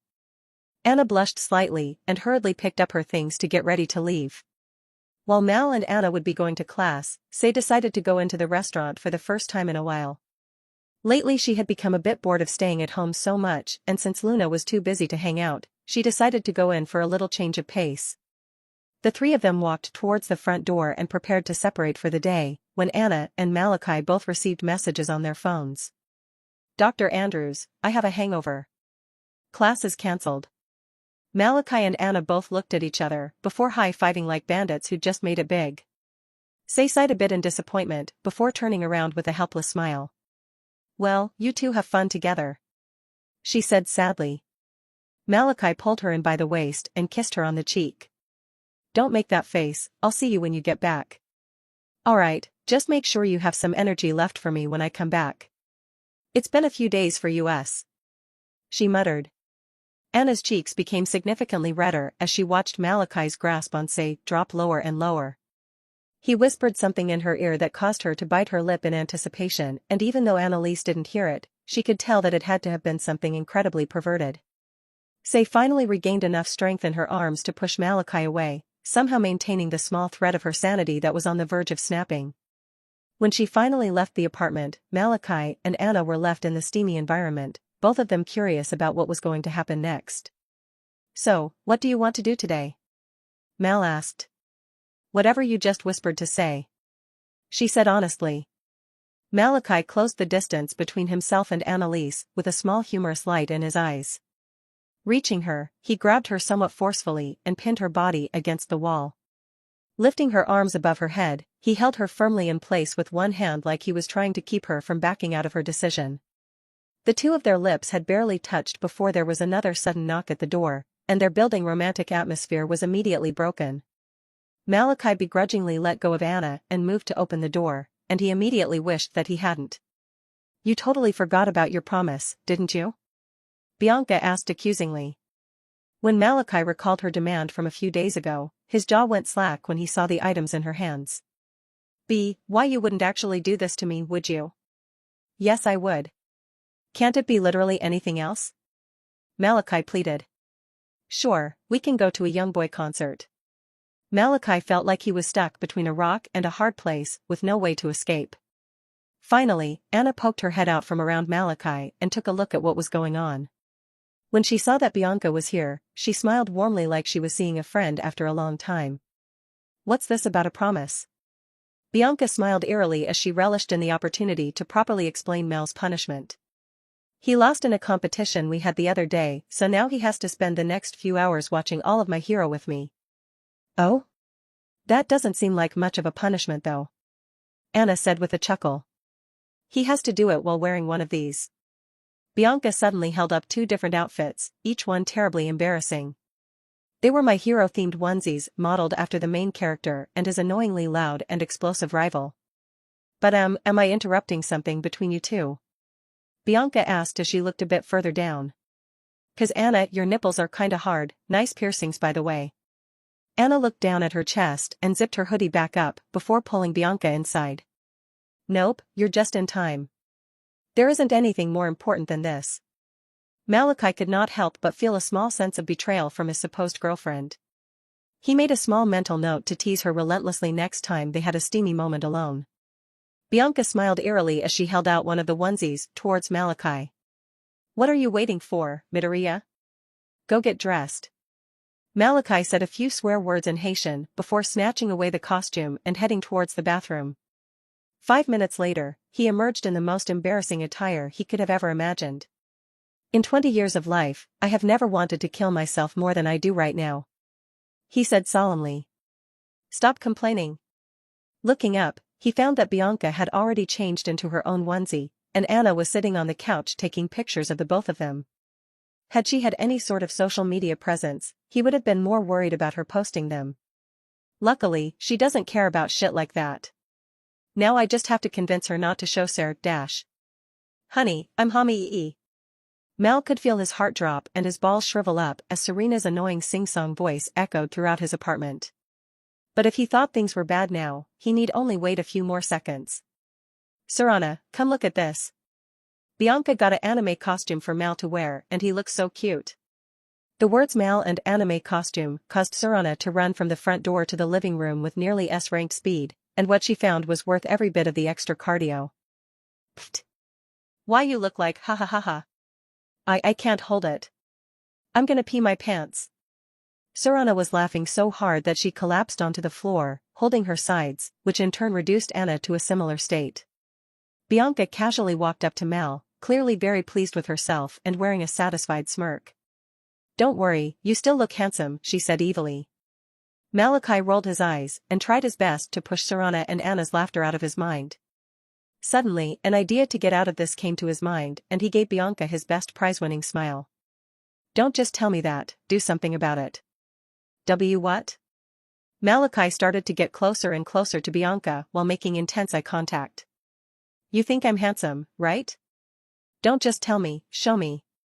Bianca, who was utterly unprepared for this sudden assault on her emotions, started to back away while covering her chest. Going in for the kill, Mal leaned in closely and made it so that his lips were nearly touching hers. Are you going to close the distance? Or are you too SC8-? Before Malachi could finish his taunt, Bianca reached her limit on teasing and grabbed him by the face, kissing him properly for the first time. Mal had to admit, he was taken completely by surprise. Bianca may have acted bold when they first met, but her true nature was that of a sweet and timid house cat.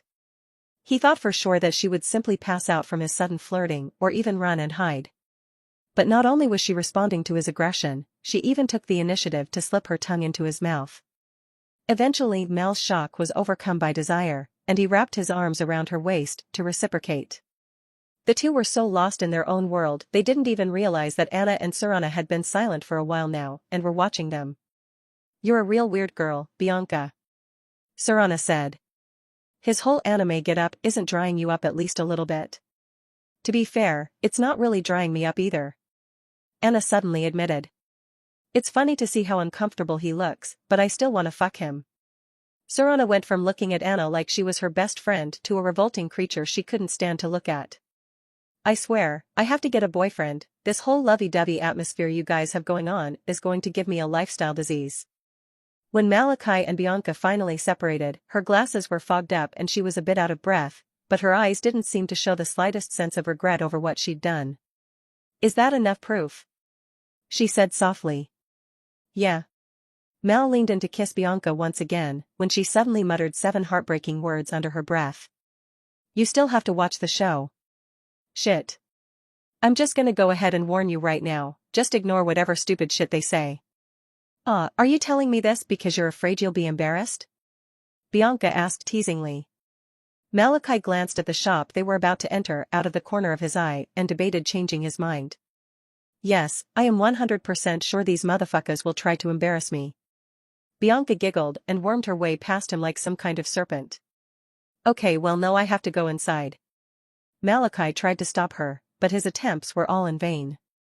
This was their second official day as a couple, and the two of them were spending it running all sorts of errands in preparation for Luna's gala in 2 days.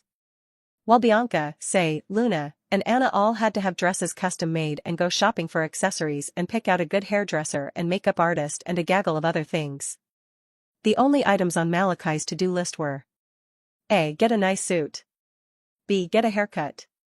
Leading to the current scenario where, after going to some fancy store that Malachi couldn't even pronounce that was on the other side of the country, they ended up here outside of Malachi's barber shop.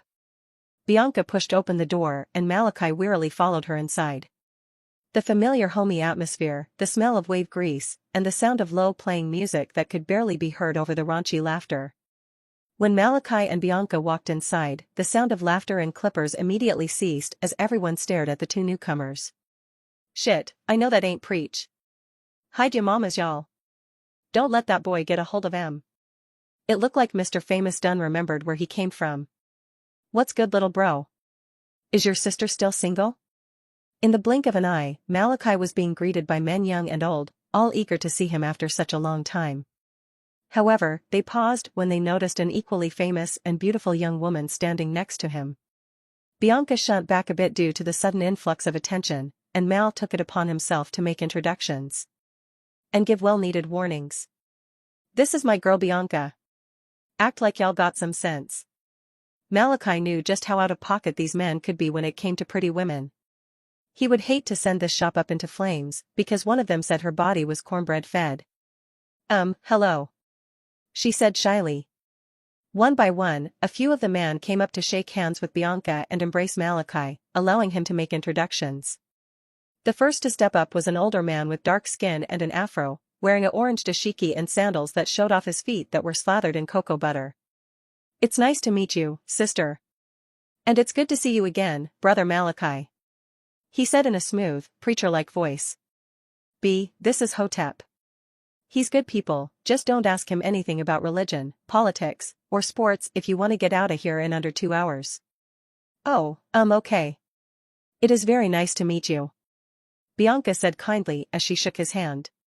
The next person to step up was a young man around their age, who Malachi immediately dismissed. Hell nah, get back. Mal? You really gonna do me like this now that you famous? The man said in a tone of feigned hurt. Fame ain't got nothing to do with it. You the last person I want around my girl, Triple D.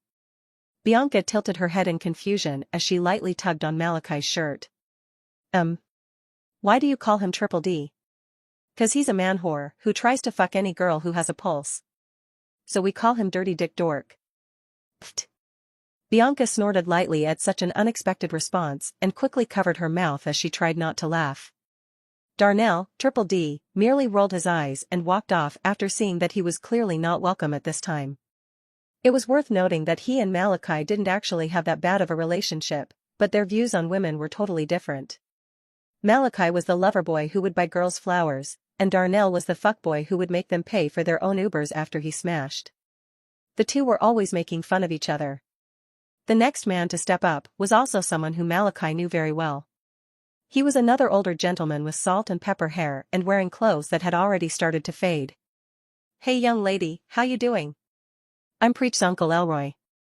Bianca was excited to meet another member of Malachi's family, but he quickly clarified that he wasn't his actual uncle, just someone who'd known him since he was 5. He's alright too, just don't loan him any money. Mal testified. He acts like he can't pay anyone back. Elroy clicked his teeth and shook his head in disappointment. All the money you making now and you still worried about 40 funky-ass dollars?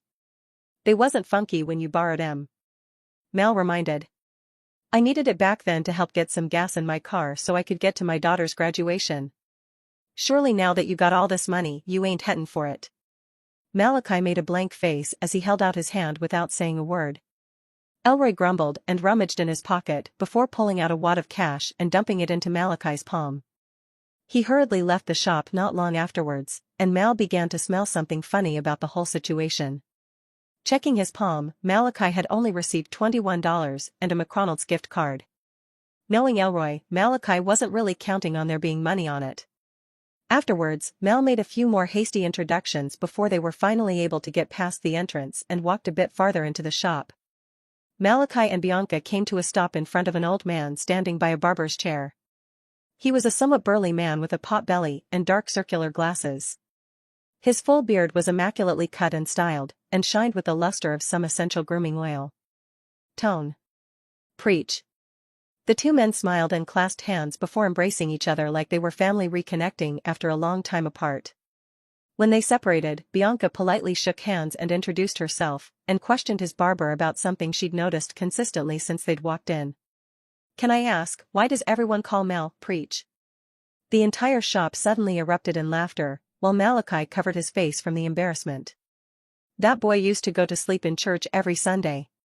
Sitting in the back of the choir, snoring his damn life away. The pastor used to get so mad he'd make him read scripture till he could preach it himself.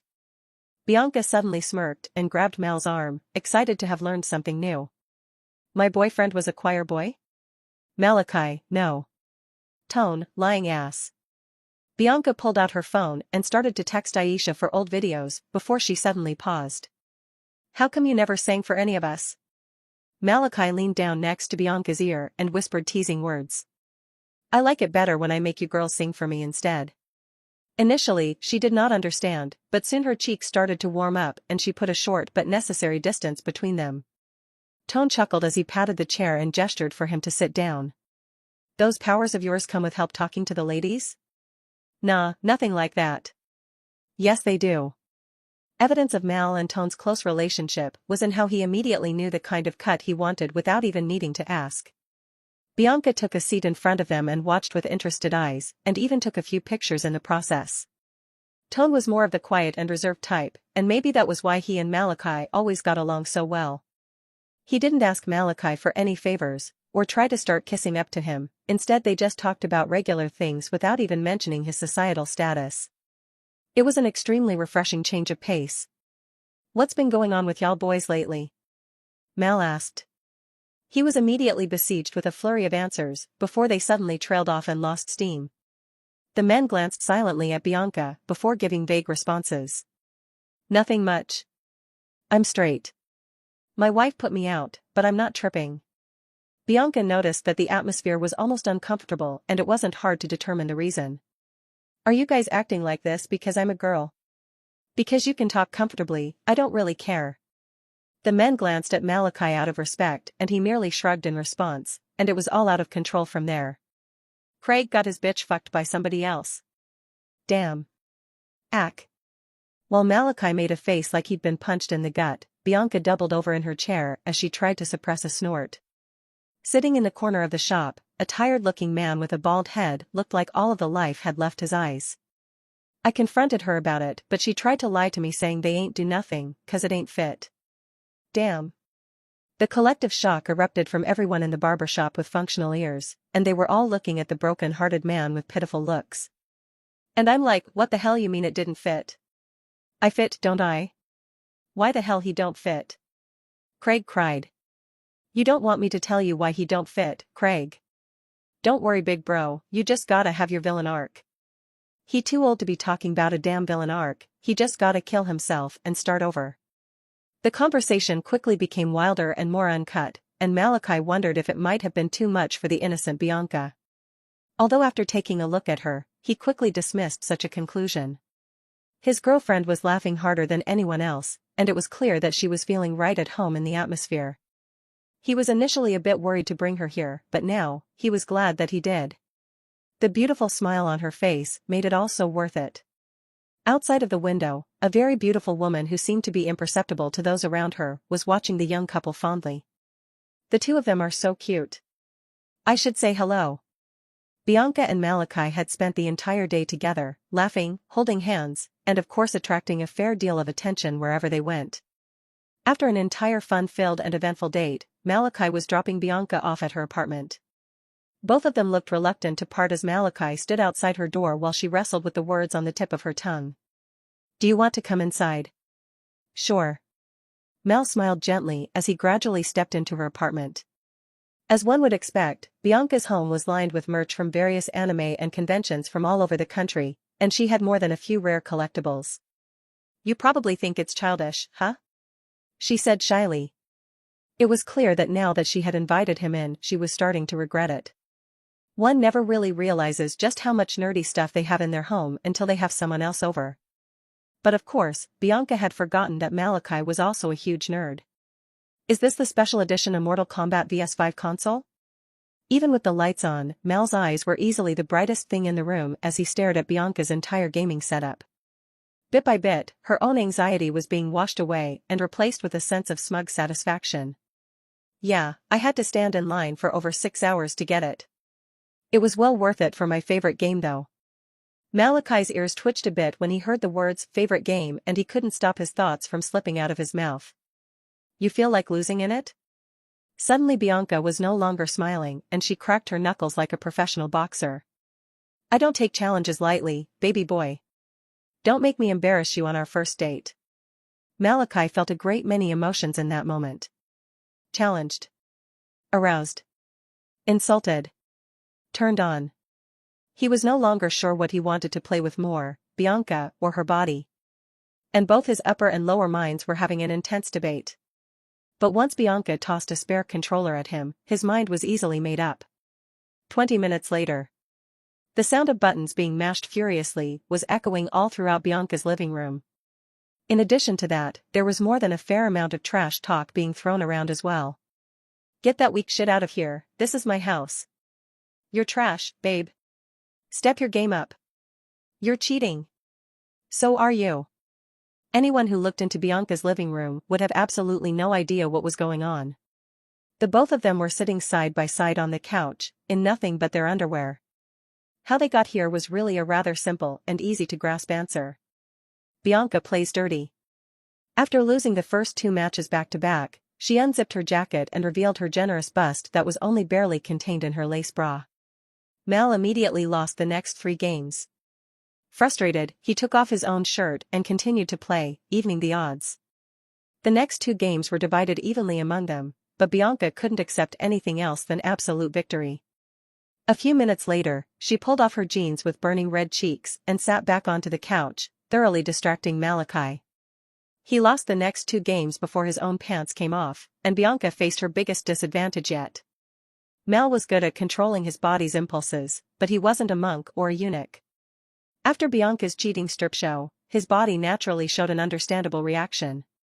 And Malachi could feel her gaze that had yet to leave his exposed boxers. "You're seeming a little distracted, babe. Something on your mind?" he said sarcastically. "That's not real, right?"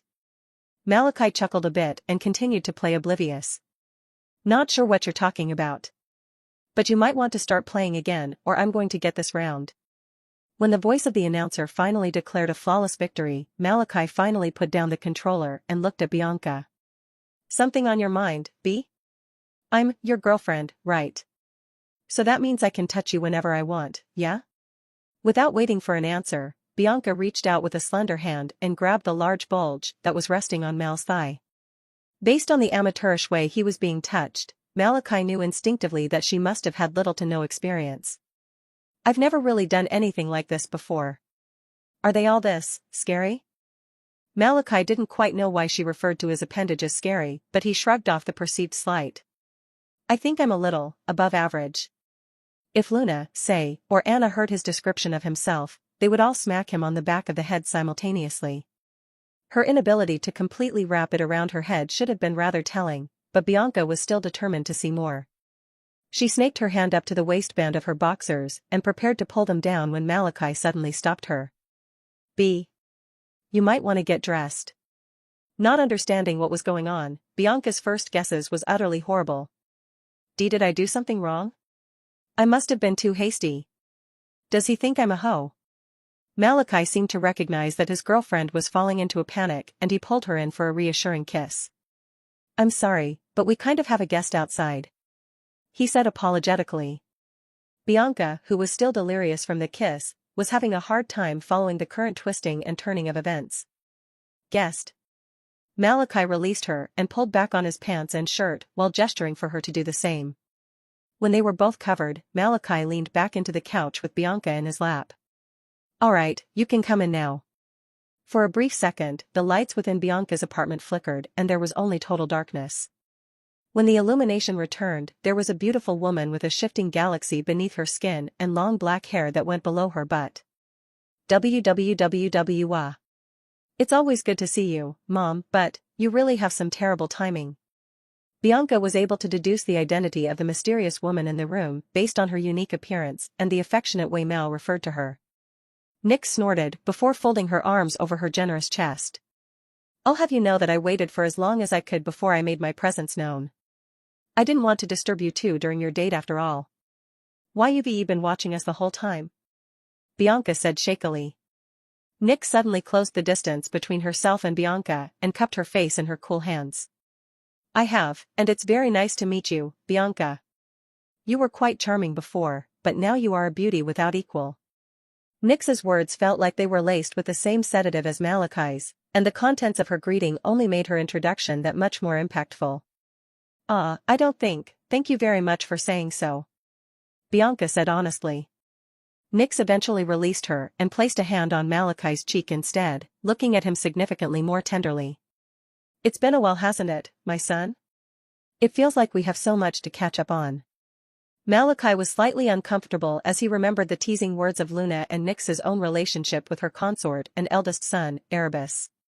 If she was capable of reading his thoughts, she didn't show any sort of reaction from them other than the small smirk that passed over her blue lips.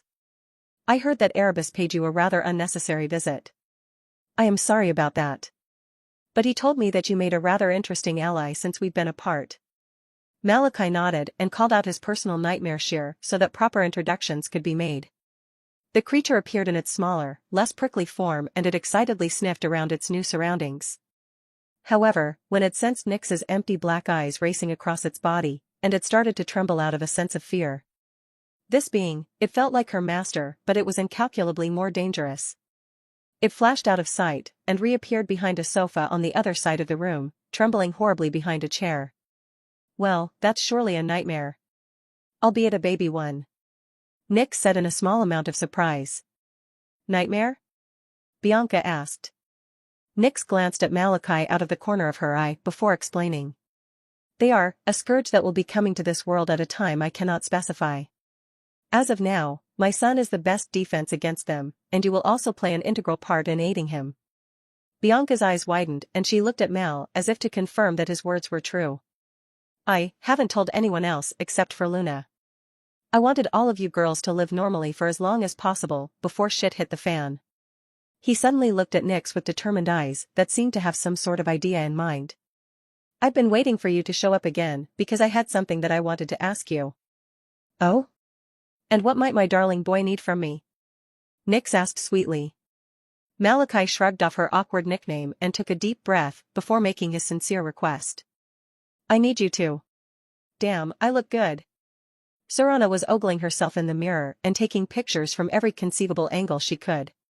She had on an elegant sparkly gray dress with a simple coat draped over her slender shoulders, and a diamond necklace that Malachi bought her after she asked him nicely. She threatened him by saying that she would never let him have a moment alone with her mother ever again. It was very clear that she was unbelievably excited to attend her first gala tonight. I'm glad you're happy, but I feel like I'm going to be fucking sick. Serana turned around to find Anna sitting on the couch a few feet away, looking more pale than a bottle of glue. But despite her ghostly appearance, she was nothing short of radiant. Anna initially refused when Malachi tried to invite her to the gala tonight.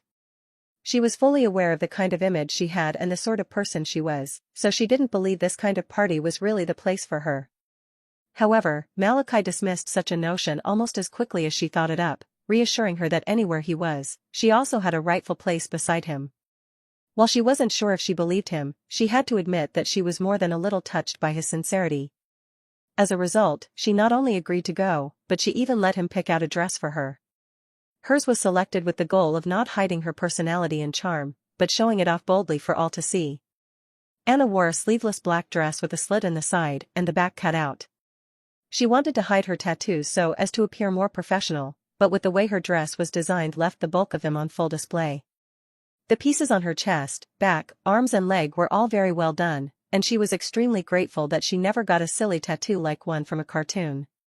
On her wrist, she wore a dark golden bracelet that came as a set with her ruby earrings, and a pair of dark burgundy heels on her feet. Why are you acting like you're going to die? You're going to a super fancy party, you should be way more excited.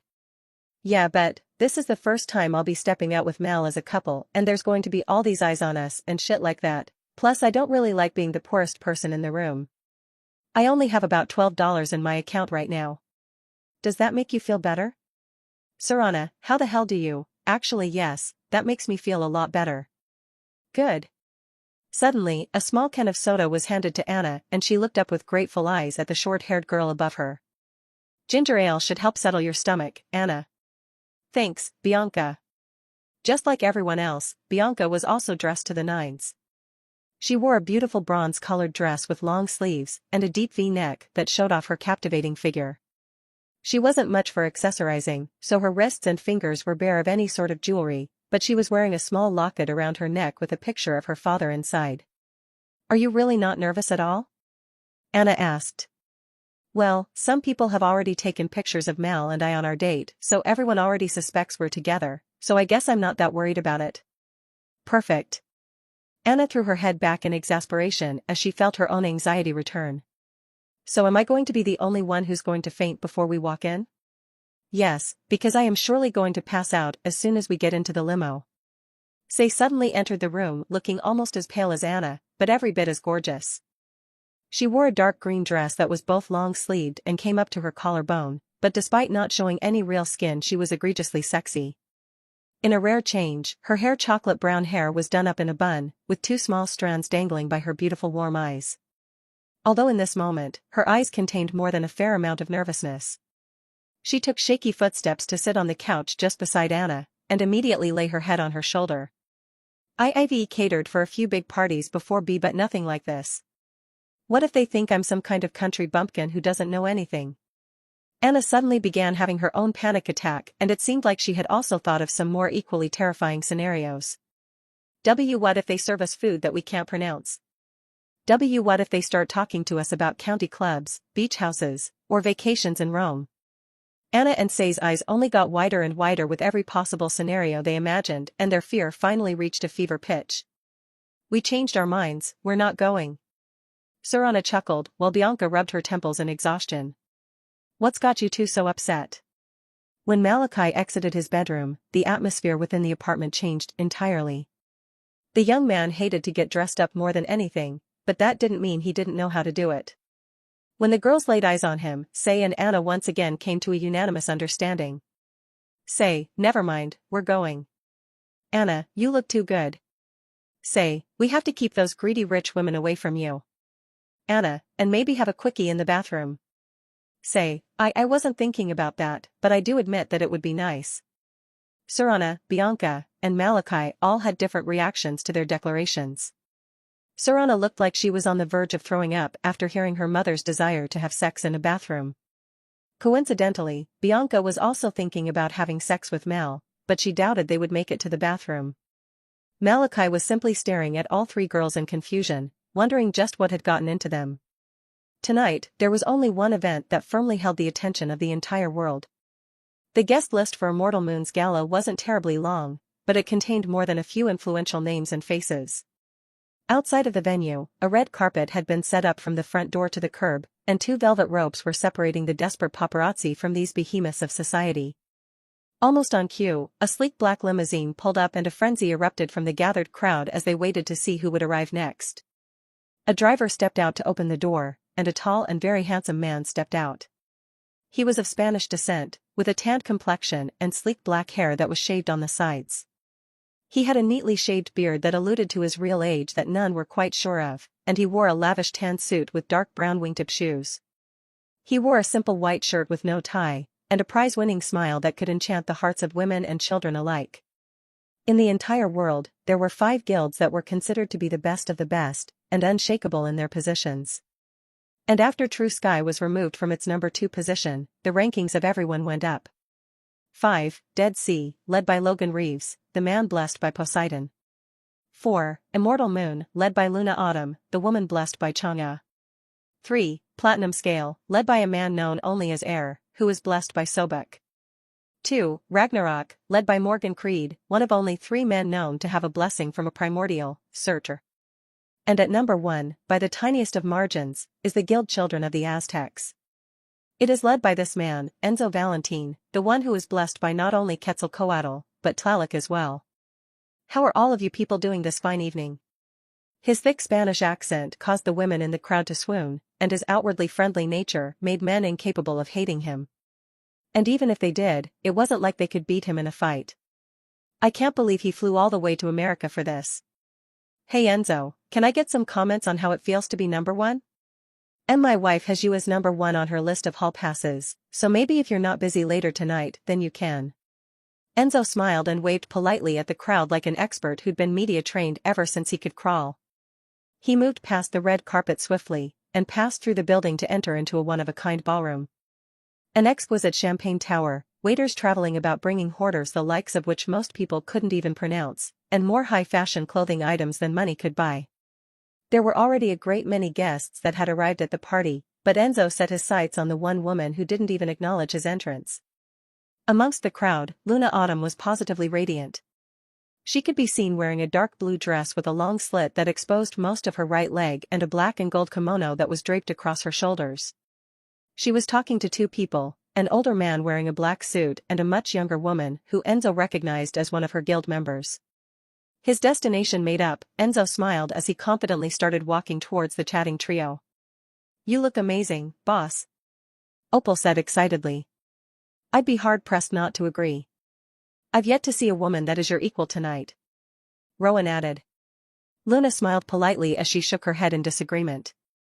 I can assure you, they're coming. I must admit that tonight the girls look even more charming than I. Sorana had sent her pictures of the girls in their dresses, and even though 2 of them were extremely pale, they all looked incredible. I'm a bit surprised though, I thought you would be arriving with Mal on your arm. Opal pointed out. Don't tell me he's not coming? Luna sighed bitterly as she remembered the disappointed look on Mal's face when she told him she had to go on ahead of him. She was more upset than anyone, as she had prepared something very special for him and she desperately wanted to see him wearing it.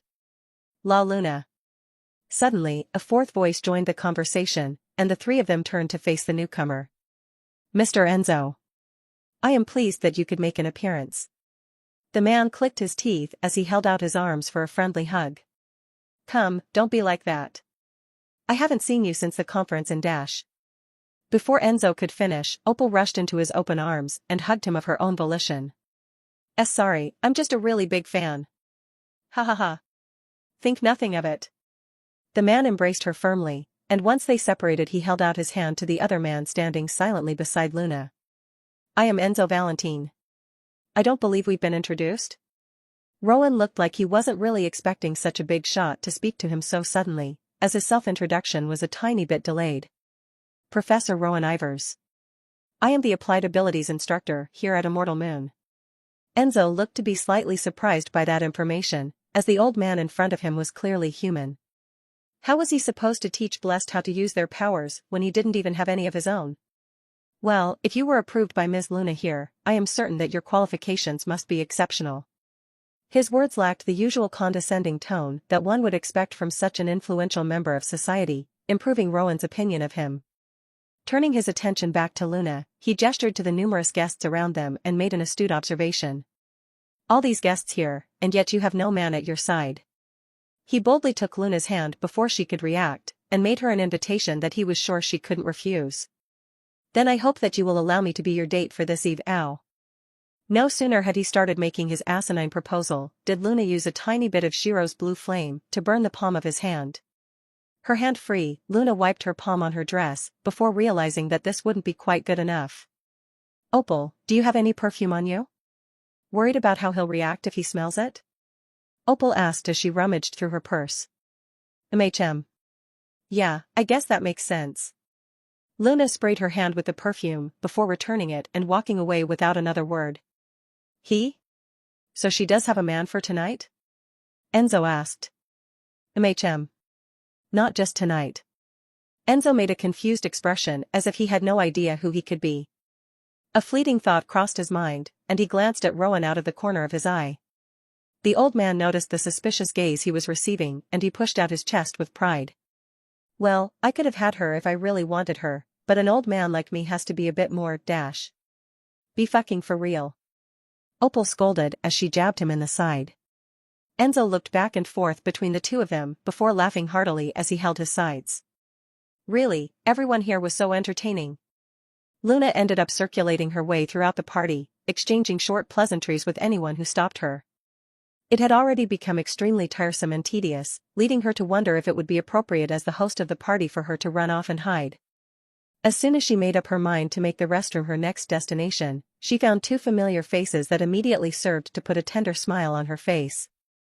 Aisha and Aubrey were an incredibly beautiful pairing, with one wearing a sparkly black dress and the other in a bright silver one. Aubrey's curly black hair was tied into a bun on top of her head to highlight her pretty face, and Aisha's was done in a French braid that hung on her shoulder. When they saw Luna coming towards her, they immediately smiled and closed the distance between the two of them. Embracing each other, the women immediately began chatting like they were the best of friends. What are you doing here, Lady Luna? I thought you would have shown up with Mal and the rest of the girls. Luna smiled bitterly as she shook her head. I wish I could have, but I had matters to attend to here. Well, don't worry. He'll be here soon and the two of you can make me sick for the rest of the night. Aubrey said happily. Luna merely giggled and shook her head wryly. Don't be like that, Aubrey. Do you mean to tell me you don't want your brother to be happy? No, he deserves it more than anyone else I know, just don't tell him that I said that or I'll deny it. Foo, your secret is safe with me, dearie. The three of them became inseparable from that point onward, as even when someone approached to speak to Luna, they were scared away by Aisha's unfriendly glare. It was like they had their own pretty bouncer at their beck and call. However, there was one individual who was immune to her scathing look. Well, if it isn't my favorite unfriendly war princess. How have you been, Aisha dear? Enzo asked. Christ. At some point, the guildmaster had tracked down the bewitching Luna like some kind of bloodhound. However, he never expected to find her with another woman that he knew extremely well. Still so curmudgeonly after all this time. It wouldn't kill you to smile more, you know? Contrary to what he believed, Aisha felt like she actually would die if she showed this guy the faintest bit of kindness. With the two of them being among the only blessed in the world with dual blessings, she was compared to Enzo at almost every conceivable instance. He's so friendly, why can't she be like that? His powers are so much cooler than hers, she must feel so jealous. He runs a successful guild with worldwide influence, doesn't it make her seem lazy by comparison? She was so goddamn sick of it, she wanted to punch this guy every time she saw him. And who do we have beside you, Enzo suddenly turned his focus to the largely unknown Aubrey and held out his hand. Enzo Valentine. And you are? The young girl made a bit of an uncomfortable expression as she brought her hands close to her chest. She had taken immeasurable strides to getting over her trauma ever since she and Aisha first started dating, but there were still things that were a large no-no. Being alone with a man, and touching him in any way, were among those exceptions. I'm sorry, I have a thing. I can't. She said painfully. Aisha swatted away Enzo's hand, but he easily avoided her irate scolding, as he recognized the uncomfortable look on her face. That's all right, you don't need to push yourself, dear. Can you at least tell me your name? Oh, it's Dash. Suddenly, the energy within the ballroom shifted, and loud murmurs rang out amongst the guests. Even if they wanted to, they could not take their eyes off the individuals that had just entered the venue. Walking by herself was a young girl with bright pink hair and wearing a sparkly gray dress. She had practiced her calm, composed, and mysterious vibe for hours on end, and it appeared to be paying off. But on the inside, she was as far from composed as she could be. That's right, I know I look good. Starting tonight, I'm taking sugar daddy applications. The only evidence of her inner monologue was a small mysterious smirk on her soft lips. Coincidentally, this was also something she had practiced in the mirror. Oh my. I don't believe I've ever seen a more appealing man. I don't recognize the girl in the black dress. Is she a foreigner perhaps? So he doesn't only like older women? Maybe our daughter has a chance. HM? Oh, yeah, our daughter has a chance. Wait, that garment, do you think it means? The group that walked through the double doors had thoroughly captivated the partygoers, and for good reason. There wasn't a single person here who was not either envious of Malachi, or the women on his arm. With Bianca and Anna on his right side and Say on his left, he had a diverse array of extremely captivating women. And while there was definitely a large amount of focus placed on them, there was a greater amount on Malachi himself. As mentioned before, Malachi typically hated dressing up. But for some reason, he did not hate his outfit at all, and he was actually quite comfortable. For starters, he wore a pair of slim, black dress pants that were perfectly ironed and impeccable. The design on his belt was of a monster woman who was famous for turning men to stone. He wore a black, collarless dress shirt over his lean and muscular torso, and his bright purple eyes were hidden behind a pair of circular dark sunglasses. His dreads dangled freely down his back, pushed out of the way by Say so that his handsome face and signature golden earrings were always on display. The only sound in this once noisy room was coming from his leather wingtip shoes that echoed off the white marble with every step. However, the article of clothing that garnered the most attention was none of those unremarkable aforementioned things. It was the black kimono sitting on his shoulders with small golden streaks on the ends of the sleeves. In the center of his back, there was a single, lone moon, making this article of clothing dangerously similar to one that was already in attendance tonight. Click. Click. Click. Luna's heels rapped off the floor as she practically ran out from the crowd to meet him first. She stopped a mere few inches away from him and the rest of the girls, her eyes never leaving his handsome face. You look better than I could have imagined. I'm glad that you like my gift. Malachi nodded his head gratefully as he momentarily released Say and Anna. Without saying a word, he slid his arms around her waist and pulled her in for a long kiss. The energy within the ballroom exploded. Holy shit. Lucky bitch. Lucky bastard. Am I seeing things? When Malachi finally released Luna's lips from his, their actions had caused quite a stir within the ballroom. But he himself didn't seem to care all that much about the commotion he caused, and instead his sole focus rested on the woman in his arms. "You could have just said hello, you know?" she muttered. "Not as fun." Luna rolled her eyes as she lightly fanned her reddened cheeks, not quite willing to admit that she had enjoyed his greeting more than anyone. "Oh. I see now." Suddenly, a man stepped out from the murmuring crowd, trailed by two people Malachi knew very well. Enzo wore an expression of true shock, just like the rest of the crowd, but he didn't really seem to be upset in the slightest. "So, this is the man they spoke of. I must admit, I had not taken you for a cougar, Luna." The white-haired beauty's building good mood was crushed flat in an instant. "I am most certainly not a cougar, Enzo. Are you not dating a much younger man? His age has nothing to do with my decision to be with him." Enzo shrugged as he held out his hand for Malachi to shake and flashed him a charismatic smile. "Enzo Valentine, it's nice to finally meet you." However, Mal wasn't smiling in the slightest. After his collision with Alex, he was wary of people like this. Those that just seemed to be overwhelmingly charismatic and happy without an ounce of darkness in their hearts. "What are you hiding?" It was really a simple passing question, but Mal's intense desire to know the truth unlocked a new ability. Suddenly, his vision darkened and the world around him became completely black. Bit by bit, the bodies of everyone inside started to light up. Some were golden, others were an ominous violet. Some people were consumed almost completely by the violet, and others only had a part of their body infected. And Enzo, the level of his violet stopped just below his knees, the rest was purely golden. Reassured, Malachi put aside his own skepticism and stuck out his hand. "I'm Mal," he replied calmly. He wasn't aware of it then, but he would come to realize later that he was making a huge mistake. "Fuck, why does bro talk so much?" Mal cried in exhaustion. He and his group had entered a whole 30 minutes ago, and yet he was just now getting away from Enzo. The guy was super nice and had a likable personality, but he talked a lot. The only reason Malachi managed to escape was because his girlfriends had their fill of amusement and acted as his saving grace. Even though he'd just arrived, Malachi made an immediate beeline for the back of the ballroom and was now leaning against the wall as he regenerated his energy. "Say, he got so excited when he found out that you spoke Spanish. Luna, I couldn't even follow half of what was said." "Anna, me neither, but I want to hear more." "Bianca, I second that notion." Malachi chuckled as Anna and Bianca pressed their bodies up against him like they were under a spell. Who knew speaking 3 languages would have this sort of an effect on women? Malachi dropped his hands to the girls' waists and prepared to oblige them, when an instinctive feeling of danger rushed into his body.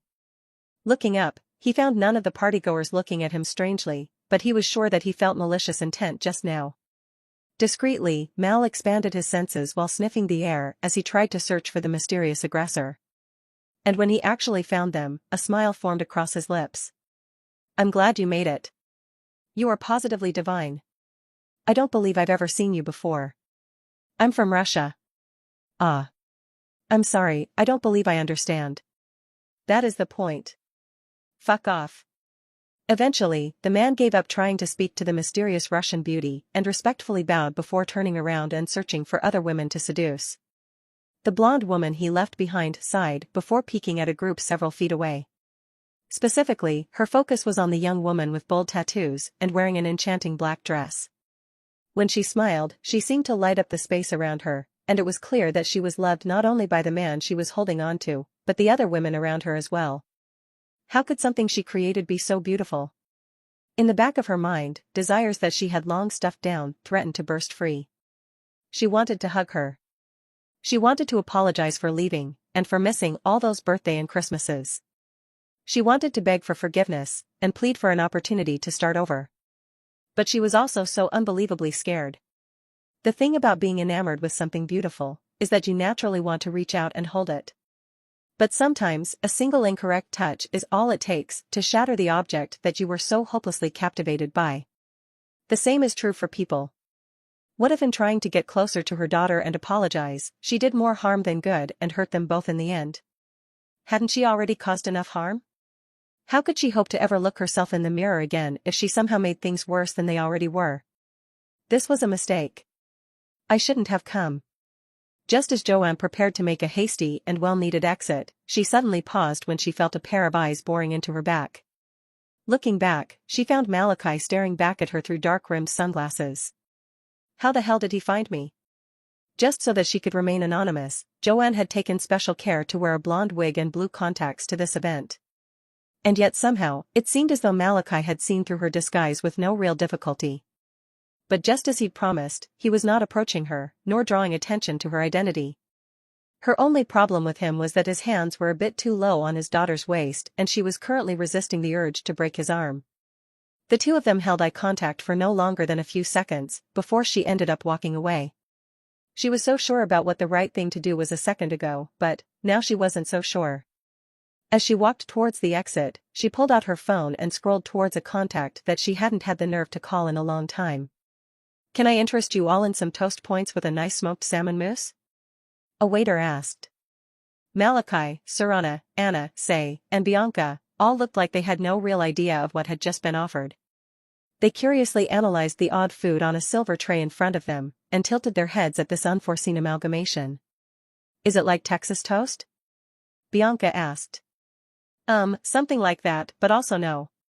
"Is it made of mousse? Or salmon? Or both?" Say asked worriedly. "Ma'am, it's not an actual mousse, but rather a thick, creamy substance that is made with salmon and other ingredients." "What does it taste like?" Anna, Mel, and Serana asked in unison. The waiter fought the urge to chuckle as he tried his best to explain the flavor. "It has a fishy taste, but it's very dash." "Oh, honestly." Luna finally had enough and stopped the poor waiter from answering any more unnecessary questions. "You are all adults. Why are you acting like you're so afraid to try a simple appetizer? 'Cause what if it's nasty? I can assure you that the sous chef I hired to work alongside Morgan is one of the finest in the world." The unsure group looked at each other before shrugging and reaching out for an appetizer. Once everyone had grabbed a toast point, they said a silent prayer before taking a hesitant bite. "Well? What do you think?" Luna asked suspiciously. The group finally finished chewing, and the reactions were as exaggerated as she expected. "It tastes like something I can't afford to eat on a regular basis. I bet you they bought all of these ingredients from Whole Foods," Malachi said. "He was rich, but he wasn't that rich." "My mouth tastes like fish," Anna said as she pulled out a small tin of mints. It's not terrible, but it's not terribly delicious either," Say said politely. "If we were in food wars, all of my clothes would still be on," Bianca said as she accepted a mint from Anna. "Hey Mel, can you text Mr. Morgan and ask him if he can throw on some burgers for us?" Serana asked. Luna pouted cutely as she listened to the reactions of her loved ones. "There will be no burgers at this event, Serana. This is a very upscale event, so the food has to reflect dash. He says no, but he's planning to go to Waffle House after this, and he asked if we wanted to join him," Malachi said as he read the message on his phone. Serana, ooh. "Can we go?" Say, "That does sound nice." Anna, "Oh, should I start drinking then? It always tastes better with alcohol in my system." Bianca, "I would choke a baby for a chicken hash brown bowl right now." The group started to buzz with excitement, and Luna merely rolled her eyes at their childish behavior. Honestly, who would choose a warm, greasy waffle over? "You'll come with us, right Emmy?" Malachi asked seductively. Maybe it was because she was weaker whenever he called her by her real name, or perhaps it was because she wasn't 100% satisfied with the food being served either. But before she could stop herself, she was agreeing to come along with them. "I guess, an all-star special doesn't sound too bad." Malachi and the girls laughed as he gave her a small kiss on the cheek, and they excitedly started finalizing their plans. "Excuse me, could I have everyone's attention?" Suddenly, a melodic masculine voice rang out from the center of the ballroom, and Mal's blood ran cold when he saw the latest guests to enter the party. Arias. Malachi wasn't sure when or if he'd ever see this guy again. But looking back, he realized that a scenario like this was inevitable and thinking otherwise was akin to a fever dream. However, he wasn't expecting for him to arrive with an entourage. Arias was surrounded by 5 men and women, all of whom had their faces covered by some kind of white cloth. One of them was recording this entire scene on some sort of high-tech camera, and they would only find out later that this was being broadcasted to every man, woman, and child across the globe. "Excuse me everyone, might I have your attention for a moment?" "Who is he?" He's very handsome. Wait, those robes. Arias suddenly clapped his hands and smiled at the crowd like an artist who was finally about to begin his performance. It is always a fine day when I get to see so many of our brethren gathered in one place. Even if there are a few undesirables present. He expertly picked out the so-called undesirables within the crowd, and dragged his gaze over each and every one of the humans present. Luna prepared to step forward and say something, but Mal grabbed her wrist and shook his head as Anna and Say hid behind his back out of fear. Some of you have already heard of me, and for others this will be our first meeting. So let me introduce myself properly. I am Arias, bringer of the new day. New day? Is he like a religious missionary or something? 'Cause that's really fucking annoying. He's pretty, so I'll keep listening. Malachi finally moved through the crowd and came face to face with Arias, who smiled at his coming. Ah, it's good to see you again, brother. We got ourselves into quite a few headlines the last time, no? Mal said nothing as his bright purple eyes burned behind his dark sunglasses. The atmosphere between the two was clearly very tense, yet no one seemed to understand why. I apologize for trying to kill you last time, I was a bit too hasty in my judgment. But that's all water under the bridge now, right? Geez, you seemed a lot more friendly on TV a few months ago. I guess all that fame and monies went to your head, huh? It seems to happen to the best of them, I'm afraid. Where's Alex? Malachi's question was seemingly simple and lacking in any sort of emotion, but Arias could tell that his anger was simmering. Ah, I see. We'll get to that in a moment and I think you'll like it, but be patient for now, 'kay? Malachi prepared to say something when he started to notice something strange about the man in front of him. He couldn't quite place his finger on it, but something about this was wrong. Arias turned his focus back towards the crowd and held out his arms like he was offering an embrace. My brethren. Does the current status quo make any sense to you? We are the literal chosen of the gods, and yet we are still behaving at the behest of man. Is that not an unthinkable delusion? We live and die for they who are too inadequate to defend themselves, and we merely accept it as if there is no other alternative. But there is one. That's enough. Enzo pushed through the crowd to stand on the right side of Malachi, and for the first time since he'd met him, he seemed to be rather serious. This talk of yours. It is dangerous, Cabron. There is already enough division in the world as is, there is no need to add to the pile. Yes, exactly. Arias excitedly pointed at Enzo like he had just grasped the entirety of his message. There is only division caused by humans. They do it so much that it's practically a fucking pastime. Especially here in the States, they'd rather help a stray dog than a homeless person. No one said things were perfect as they are. We have a long way to go, but we are making improvements every day. For the first time, Arias lost his smile as he stared back at Enzo like he was a hopeless idiot. Mr. Valentine, I suggest that you open your fucking eyes. With the arrival of the Gates, we have resources to provide everyone on this planet with safe, clean energy that requires no maintenance or upkeep. But do the humans want to share things like that? Of course not. Their sole focus lies in keeping those in power with everything and making sure that those below have nothing, when they are the ones who should be begging for our scraps. Arias gestured for one of his men to hand him something, and he received a black duffel bag that he reached inside of dramatically. Oh God. That's... I am going to be sick. The item that Arias pulled out was something that none of them could have anticipated, the severed head of Alex Heller. This man was not at all what he presented himself to be. He was a narcissist and a psychopath who believed that he was above our brethren, so I killed him on the spot. In the new society I hope to create, there will be no discrimination between the blessed, there need only be companionship. Whether you are blessed by the mightiest of primordials or a simple deity of spring, it makes no difference. You all have an invaluable place in our future. Malachi and Enzo watched as the energy inside of the room started to shift. Among the blessed, those who were blessed by minor gods were often overlooked entirely. They received little attention, had almost no fanbase, and when they went into dungeons, there would be practically no one cheering for them. Even though they were also putting their lives on the line, they received no praise or thanks for their actions. It was a heartbreaking way to live. Arias suddenly looked at Malachi and showed his usual cheerful and charismatic smile. See? I told you that you would like it if you only waited a bit. He suddenly tossed Alex's severed head at Malachi like it was a simple football, and Malachi caught it by his hair without even flinching. He tilted down his sunglasses so that he could look his once great enemy in his now soulless eyes.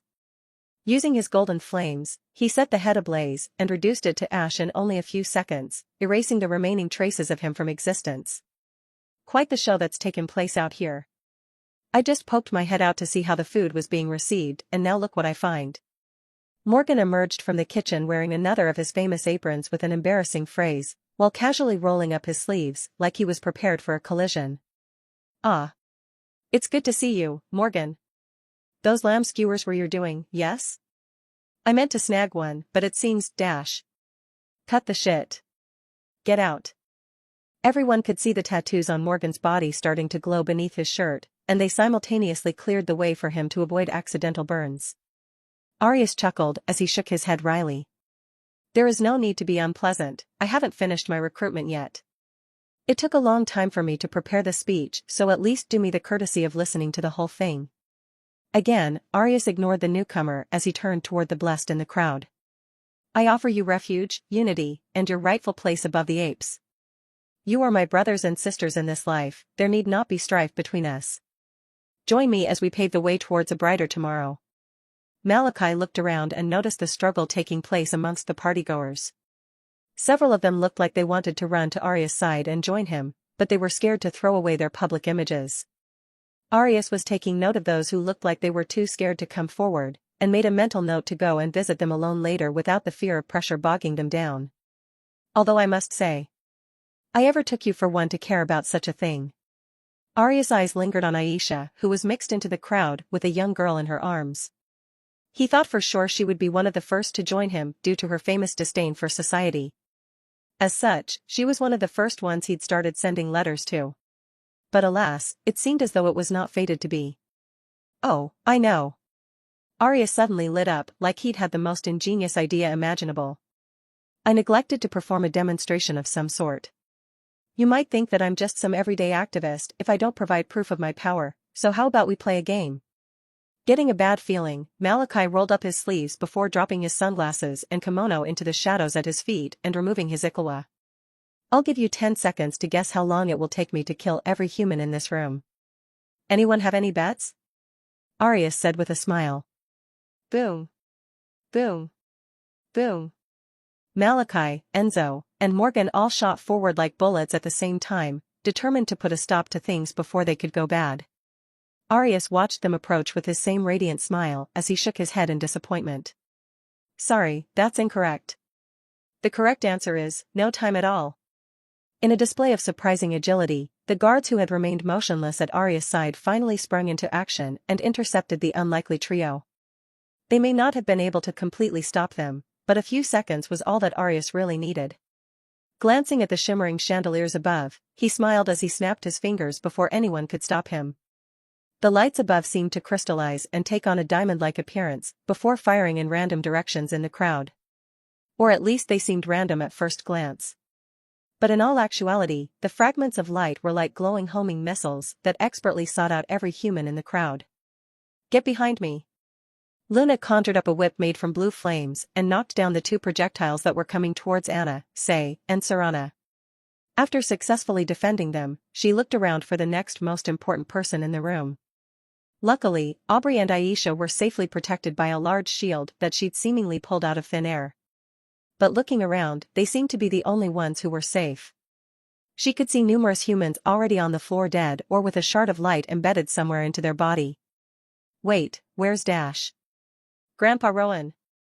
Luna's heart dropped to her heels as she heard the distinctive cry of one of her guild members. She spun around like a madwoman, and eventually she found the old man lying on the other side of the room, a shard of light in his chest and a trail of blood running from his mouth. Shiro. Luna's forehead mark started to glow a dull pink, and a moment later a fox as large as a stallion with 9 swaying tails came into view. Get the girls out of here now. She raised her hand and lifted up the girls with her powers and placed them onto Shiro's fluffy back. Take these 3 first and then come back for Aubrey and Rowan. Yes. Shiro left without another word, carrying the 3 women past the crowd and towards the exit. The girls didn't even bother to complain, and they simply held tight as the massive fox bounded out of the doors. But once they were outside, they felt like they were going to be sick. All of the paparazzi that had been stationed outside were now dead. And it was very clear that they did not have the luxury of dying a quick and simple death. Their bodies were cut up into pieces and strewn out all over the place, making this scene akin to a complete and utter nightmare. Shiro left them in the middle of the parking lot behind a few cars after wiping away their tears with one of her tails.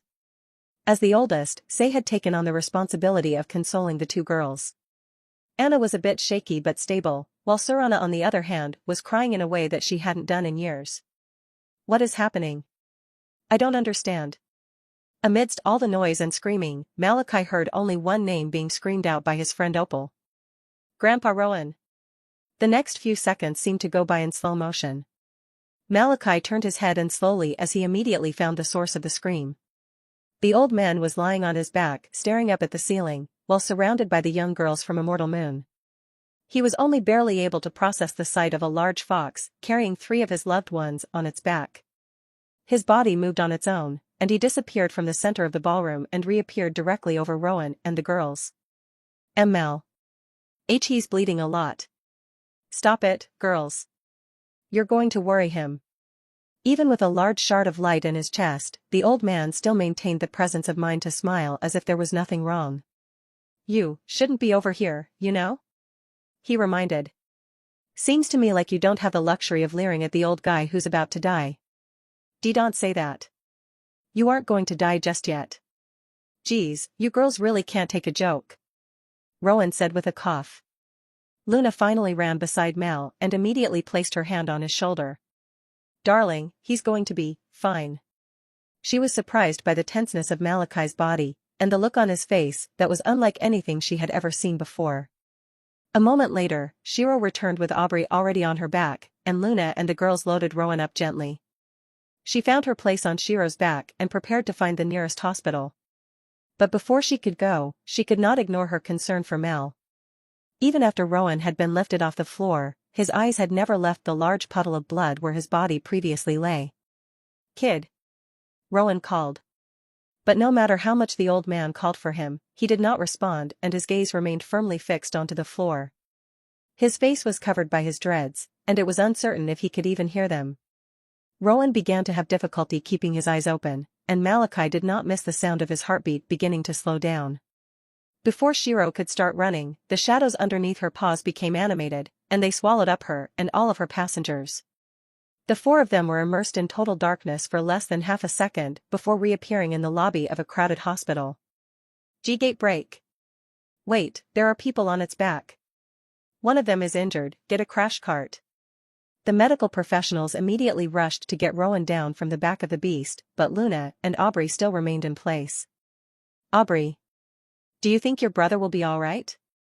The young girl fell silent as she reflected back on her sibling's state the last time she saw him. I don't know anymore. In his mind, Malachi recalled one of the worst days of his life. Seeing his mother ripped to pieces, and his father with a large chunk of metal in his chest on the day that they died. It took everything that he had for him to keep Aubrey pressed closely against his chest in an effort to spare her from the awful sight. In some ways, he felt the same way then that he did right now. Powerless. What did it matter if he had 4 blessings? He still seemed to be helpless whenever it mattered. In the end, his efforts were never rewarded with results, but only more suffering. He could hold on to the burden if he was the only one affected, but the involvement of other people was another thing altogether. He was supposed to be the one who kept everyone safe, right? But it seemed like no matter how hard he tried, he was not as good of a protector as he wanted to be. So why was he trying so hard? That's it, you're almost there. You need only come a little further. A throbbing pain began to occur within his chest. This was the doing of Michael and the blessing he'd received from him. It was a warning that he was straying too far off the path of righteousness, and letting negative emotions cloud his mind and spirit. But he wasn't aware of that, and even if he would have known, he likely wouldn't have cared very much. Hadn't he been passive for too long already? If he wanted to keep everyone safe, maybe he had to start hunting and neutralizing threats before his loved ones were affected. Make a firm decision now, boy. If you stain this part of you, there'll be no going back. To Malachi, the night and everything in it had always been so comforting that it was undeniable. But he had always neglected to think of how everyone else saw it. Everyone else in the world was scared of it for some reason, and rightfully so. The night and the darkness inside of it represented all that was unseen and frightening in nature. So maybe he should become that which was frightening and unseen. Seems you've made a decision. Happy hunting. The throbbing in Malachi's chest became worse and worse until it felt like every artery in his heart was going to implode. It went on for practically forever, and it seemed to be accumulating more with every minute. But after what felt like an eternity of horrible heartache, he finally felt nothing. Hi. Alchi. Malachi. When Malachi finally regained focus, he was staring into the teary faces of Bianca and Aisha. Behind them were almost all of his fellow guildmates, and each of them looked every bit as concerned as the last. However, their sobbing faces gave way to confused ones as Mal smiled at them gently like they were all precious existences to him. He kissed Bianca tenderly and relished in the salty taste of her tears before he patted Aisha on the head like she was a young child. Sorry about this, but I need you girls to go now, alright? I don't really want you to see me like this. Babe, what do you mean? Mal, you're starting to scare us, dash. I'll come get you both, I promise. Before the girls could muster up any more words of concern, they were swallowed up by the pooling darkness at their feet and sent outside. Malachi glanced over at Arius, who was engaged in what looked to be a heated battle against Morgan and Enzo. However, the cult leader seemed to have no real difficulty in fending the both of them off simultaneously. For some reason that he could not explain, Mal felt his own smile widen into something much colder and unsettling. Whoosh! Without even meaning to, he released 3 pairs of enormous black wings from his back. He pushed his dreadlocks out of his face and revealed eyes that were dyed a horrifying and bloody red. I feel fucking incredible. He yelled so loud that he drew the attention of the 3 blessed still fighting a few feet away. Each of them showed various reactions to Mal's new look, all ranging from concern to flat-out intrigue. Damn, what's that old-ass rhyme that my mama used to sing all the time on Halloween? Mal wondered as he scratched his cheek. His voice contained a lightness that it hadn't had in years, and he seemed to show no signs of murderous intent. Malachi. You don't seem well, Nino. Is it Humpty Dumpty? Don't really know what that one has to do with Halloween though. Malachi ignored the raving of all 3 of the men opposite him as he clawed through his most buried memories. Ah. He smiled as he clapped his hands together when he finally managed to remember the words he'd long forgotten. From ghoulies and gusties, long-leggedy beasties, and things that go bump in the night, good Lord deliver us. He flapped his enormous wings, and slowly rose up into the air, his new and unsettling smile never leaving his face. Look at me now, Ma. Your baby boy has become that thing that goes bump in the night. Malachi chuckled like an amused old man as he held up his hand. A spark billowed to life, and suddenly a ball of pitch-black flame appeared in his palm. This is something else. Now I got the whole set. He held up his other hand and produced a spark of black lightning, before summoning a dark tendril of shadow. Ah. I guess I'm missing water though, but black water would be a little gross, no? He realized. What is he talking about? Malachi, you're starting to worry me, lad. Black water actually has a fair bit of minerals inside of it and is quite refreshing. Malachi flew down to the 3 men below and immediately wrapped his arms around Morgan and Enzo like they were the best of friends. We're still going to eat after this, right? If I'm honest, I think the girls and I got our hopes up a little bit. Oh, can I come? Arius asked excitedly. Malachi smiled warmly like he was just waiting for the golden-haired man to respond, and he uttered the most chilling words imaginable. How are you supposed to come with us if you're going to be dead in a few seconds? Rumble, B-O-O-M-M. As soon as Mal finished his threat, an enormous bolt of black lightning blew the entire ceiling apart, and fell down on the unsuspecting cult leader. Morgan and Enzo were both sent reeling from the explosive debris and the loud shockwave produced by the lightning strike. Malachi seemed to be the only one who was relatively fine as he looked down at the 2 men who were temporarily blinded and deafened on the obliterated floor. The men were groaning and holding their ears in synchronization with each other, all of which Mal found to be slightly amusing. Sorry guys, probably should have warned you about. Wait, why the fuck am I apologizing right now if you can't even hear me? Ugh. Hijo de puta, me arden los ojos. Son of a bitch, my eyes are burning. Lo lamento. Se curaron en un segundo, Enzo. Sorry about that, they'll heal in a second, Enzo. Well, that was really something. An egregiously annoying voice played from behind Malachi, and a small bit of irritation dampened his once pleasant mood. Glancing over his shoulder, he found Arya standing by the splintered ruins of the champagne table, protecting a miraculously still intact bottle of bubbly. I must admit that everything I seem to learn about you becomes out of date rather quickly, Mr. Saint. That level of power wasn't something my goddess spoke of. Malachi sent both Morgan and Enzo outside with the rest of the party guests before he reached inside of his shadows and pulled out his trusty daggers that Bianca had made. He casually plucked two of them out of the air and he allowed the rest to float around his body, each of them pointed at the golden-haired man in white robes. All of my power feels pretty insignificant if I can't use it to kill an insect like you. So let's keep trying new things, shall we? Arius barely had enough time to pull out his own weapon before a flurry of daggers came flying at his chest. He narrowly managed to deflect them with his rapier before another problem came flying towards him at full speed. Malachi's proficiency with his daggers wasn't typically something he got to show off a lot, but it was something his trainer Rose had painstakingly drilled into him. As a result, Arius was somewhat unprepared when he narrowly avoided a stab to his cornea, and another blade that was aimed at his windpipe. Fast, huh? Arius quickly discovered yet another problem with Malachi's approach, and that was the remaining knives that were floating around him. Every time Malachi attacked one side of his body, he would telekinetically send a few daggers towards the other side. It left Arius with practically no room to run, and he was forced to twist and turn at impossible angles in order to avoid being hit. But of course, his luck was always bound to run out at some point. Slice. Finally, Mal caught Arius by surprise and lodged a silver dagger in his neck, and drew their struggle to a close. Malachi relished in the sight of Arius' eyes widening from shock, before he glanced at the point of insertion and smiled wryly in defeat. From the beginning, he had always noticed something strange about Arius in the back of his mind. Only now was he able to put all of those things together and grasp the full picture. Arius had no heartbeat. He didn't draw breath into his lungs, and his footsteps made no sound. He was able to bend and twist his body at impossible angles, and he was able to miraculously escape from certain death attacks without suffering a scratch. But what really gave it all away was the sight of a shining light being emitted from the wound he'd suffered. Huh, imagine that.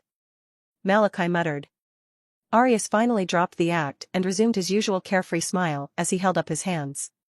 Well now, you don't seem to be terribly surprised, do you? That really takes the fun out of this whole Avatar thing, doesn't it? Hearing it out of Arius' own mouth didn't really alarm him, but it did raise an important question. I'm rather curious now, who's blessed you, Goldilocks? Arius smiled and a glimmer of madness shone in his eyes as if he had been waiting for this question all along. I am so glad you finally asked, since you and I are somewhat connected after all. You see, my mother happens to hate your mother very much. So, she has given me the power to revolutionize this entire world and all of the life within it, provided that I make your life as miserable as possible before you die. Malachi smiled jokingly, like he was oblivious to this tense atmosphere. Now who could hate my sweet mother? Can't be anyone who actually knows her. Arius' smile grew wider and wider until it seemed like his lips were going to split apart. Hemera, the primordial goddess of the day. Cracks began to form along Arius' skin. Bit by bit, his flimsy outer shell started to fall onto the floor like gentle snowflakes on the grass. Arius' appearance fell away until he was no more than a mass of light in the shape of a man. But where Mal typically had no identifiable features, Arius had bright green eyes that burned with the full intensity of the sun. Do your best not to die yet, child of night. Lest I disappoint my mother with a poor showing of what she has given me. Boom. One moment, Malachi was staring face to face with a human light bulb, and in the next, he was sent flying through the ceiling and his vision had become blurry. Mal couldn't exactly tell what he'd been hit with or how hard, but he was certain that his jaw was shattered from the impact. Flash. Arius appeared above the airborne Malachi and grabbed him by his neck while holding him in the air. Care to see a little trick? The Avatar of Day snapped his fingers, and suddenly the night sky was chased away by sunlight. Even though it was currently 11 p.m., the sky above was as bright as early in the morning. Malachi tried to use his own powers to counter and bring back the night, but it proved to be to no avail. No matter how hard he tried to return some sense of shade into the world, it failed all the same. In the back of his mind, Malachi started to rack his brain for alternatives to the current dilemma. Based on everything he knew from Nyx about avatars of the gods, he was certain that he wasn't in possession of the abilities needed to defeat Arius, much less wound him. His weaponry would be ineffective, his physical attacks laughable, and his powers were far below the necessary standard. Arius casually tossed Malachi up above his head, while making a finger gun gesture with his hands. Pew, pew, pew. With childlike glee, Arius fired bullets of burning light through nearly every corner of Malachi's body. Even though he couldn't see himself, he knew that he must have been riddled with holes all over. The pain was somehow as unbearable as it was sweet, as it was a reminder that he was still alive. But if he didn't figure something out soon, he was going to head to the afterlife more quickly than he planned. And as if a light had gone off in his brain, he remembered one weapon that he had yet to use in this fight. Sheer. Responding to his call, the frightening nightmare appeared in the sky. As Malachi fell from the sky in a free fall, she rushed at the one responsible for putting him into his terrible state. What a horrible monstrosity you are. Enemy. Yes, I suppose I am. Arius remained unbothered as he held out his hand and fired a beam of light as large as a fully grown sequoia tree. The bolt of light obliterated the strange creature to pieces, and Arius resumed his search for Mal. It wasn't very difficult to find his opponent's broken body lying on top of a car that was parked on the street. He clenched his fist as he began gathering power within himself as he intended to close the curtains on this historic day. My gentle mother, with this I will absolve you of your AAAGGGHHHH. Arius wasn't sure when or how it happened, but somehow that nightmarish creature from before had reappeared behind him and pierced his chest with a scythe-like appendage. Normally he shouldn't have felt anything from an attack like that, but for some reason he was in excruciating pain. To make matters worse, the place where his illuminous body had been stabbed was darkening, almost as if some kind of corrosive agent had been introduced into his system. Mother, you did not mention anything like this. Arius screamed internally. Enemy, kill enemy.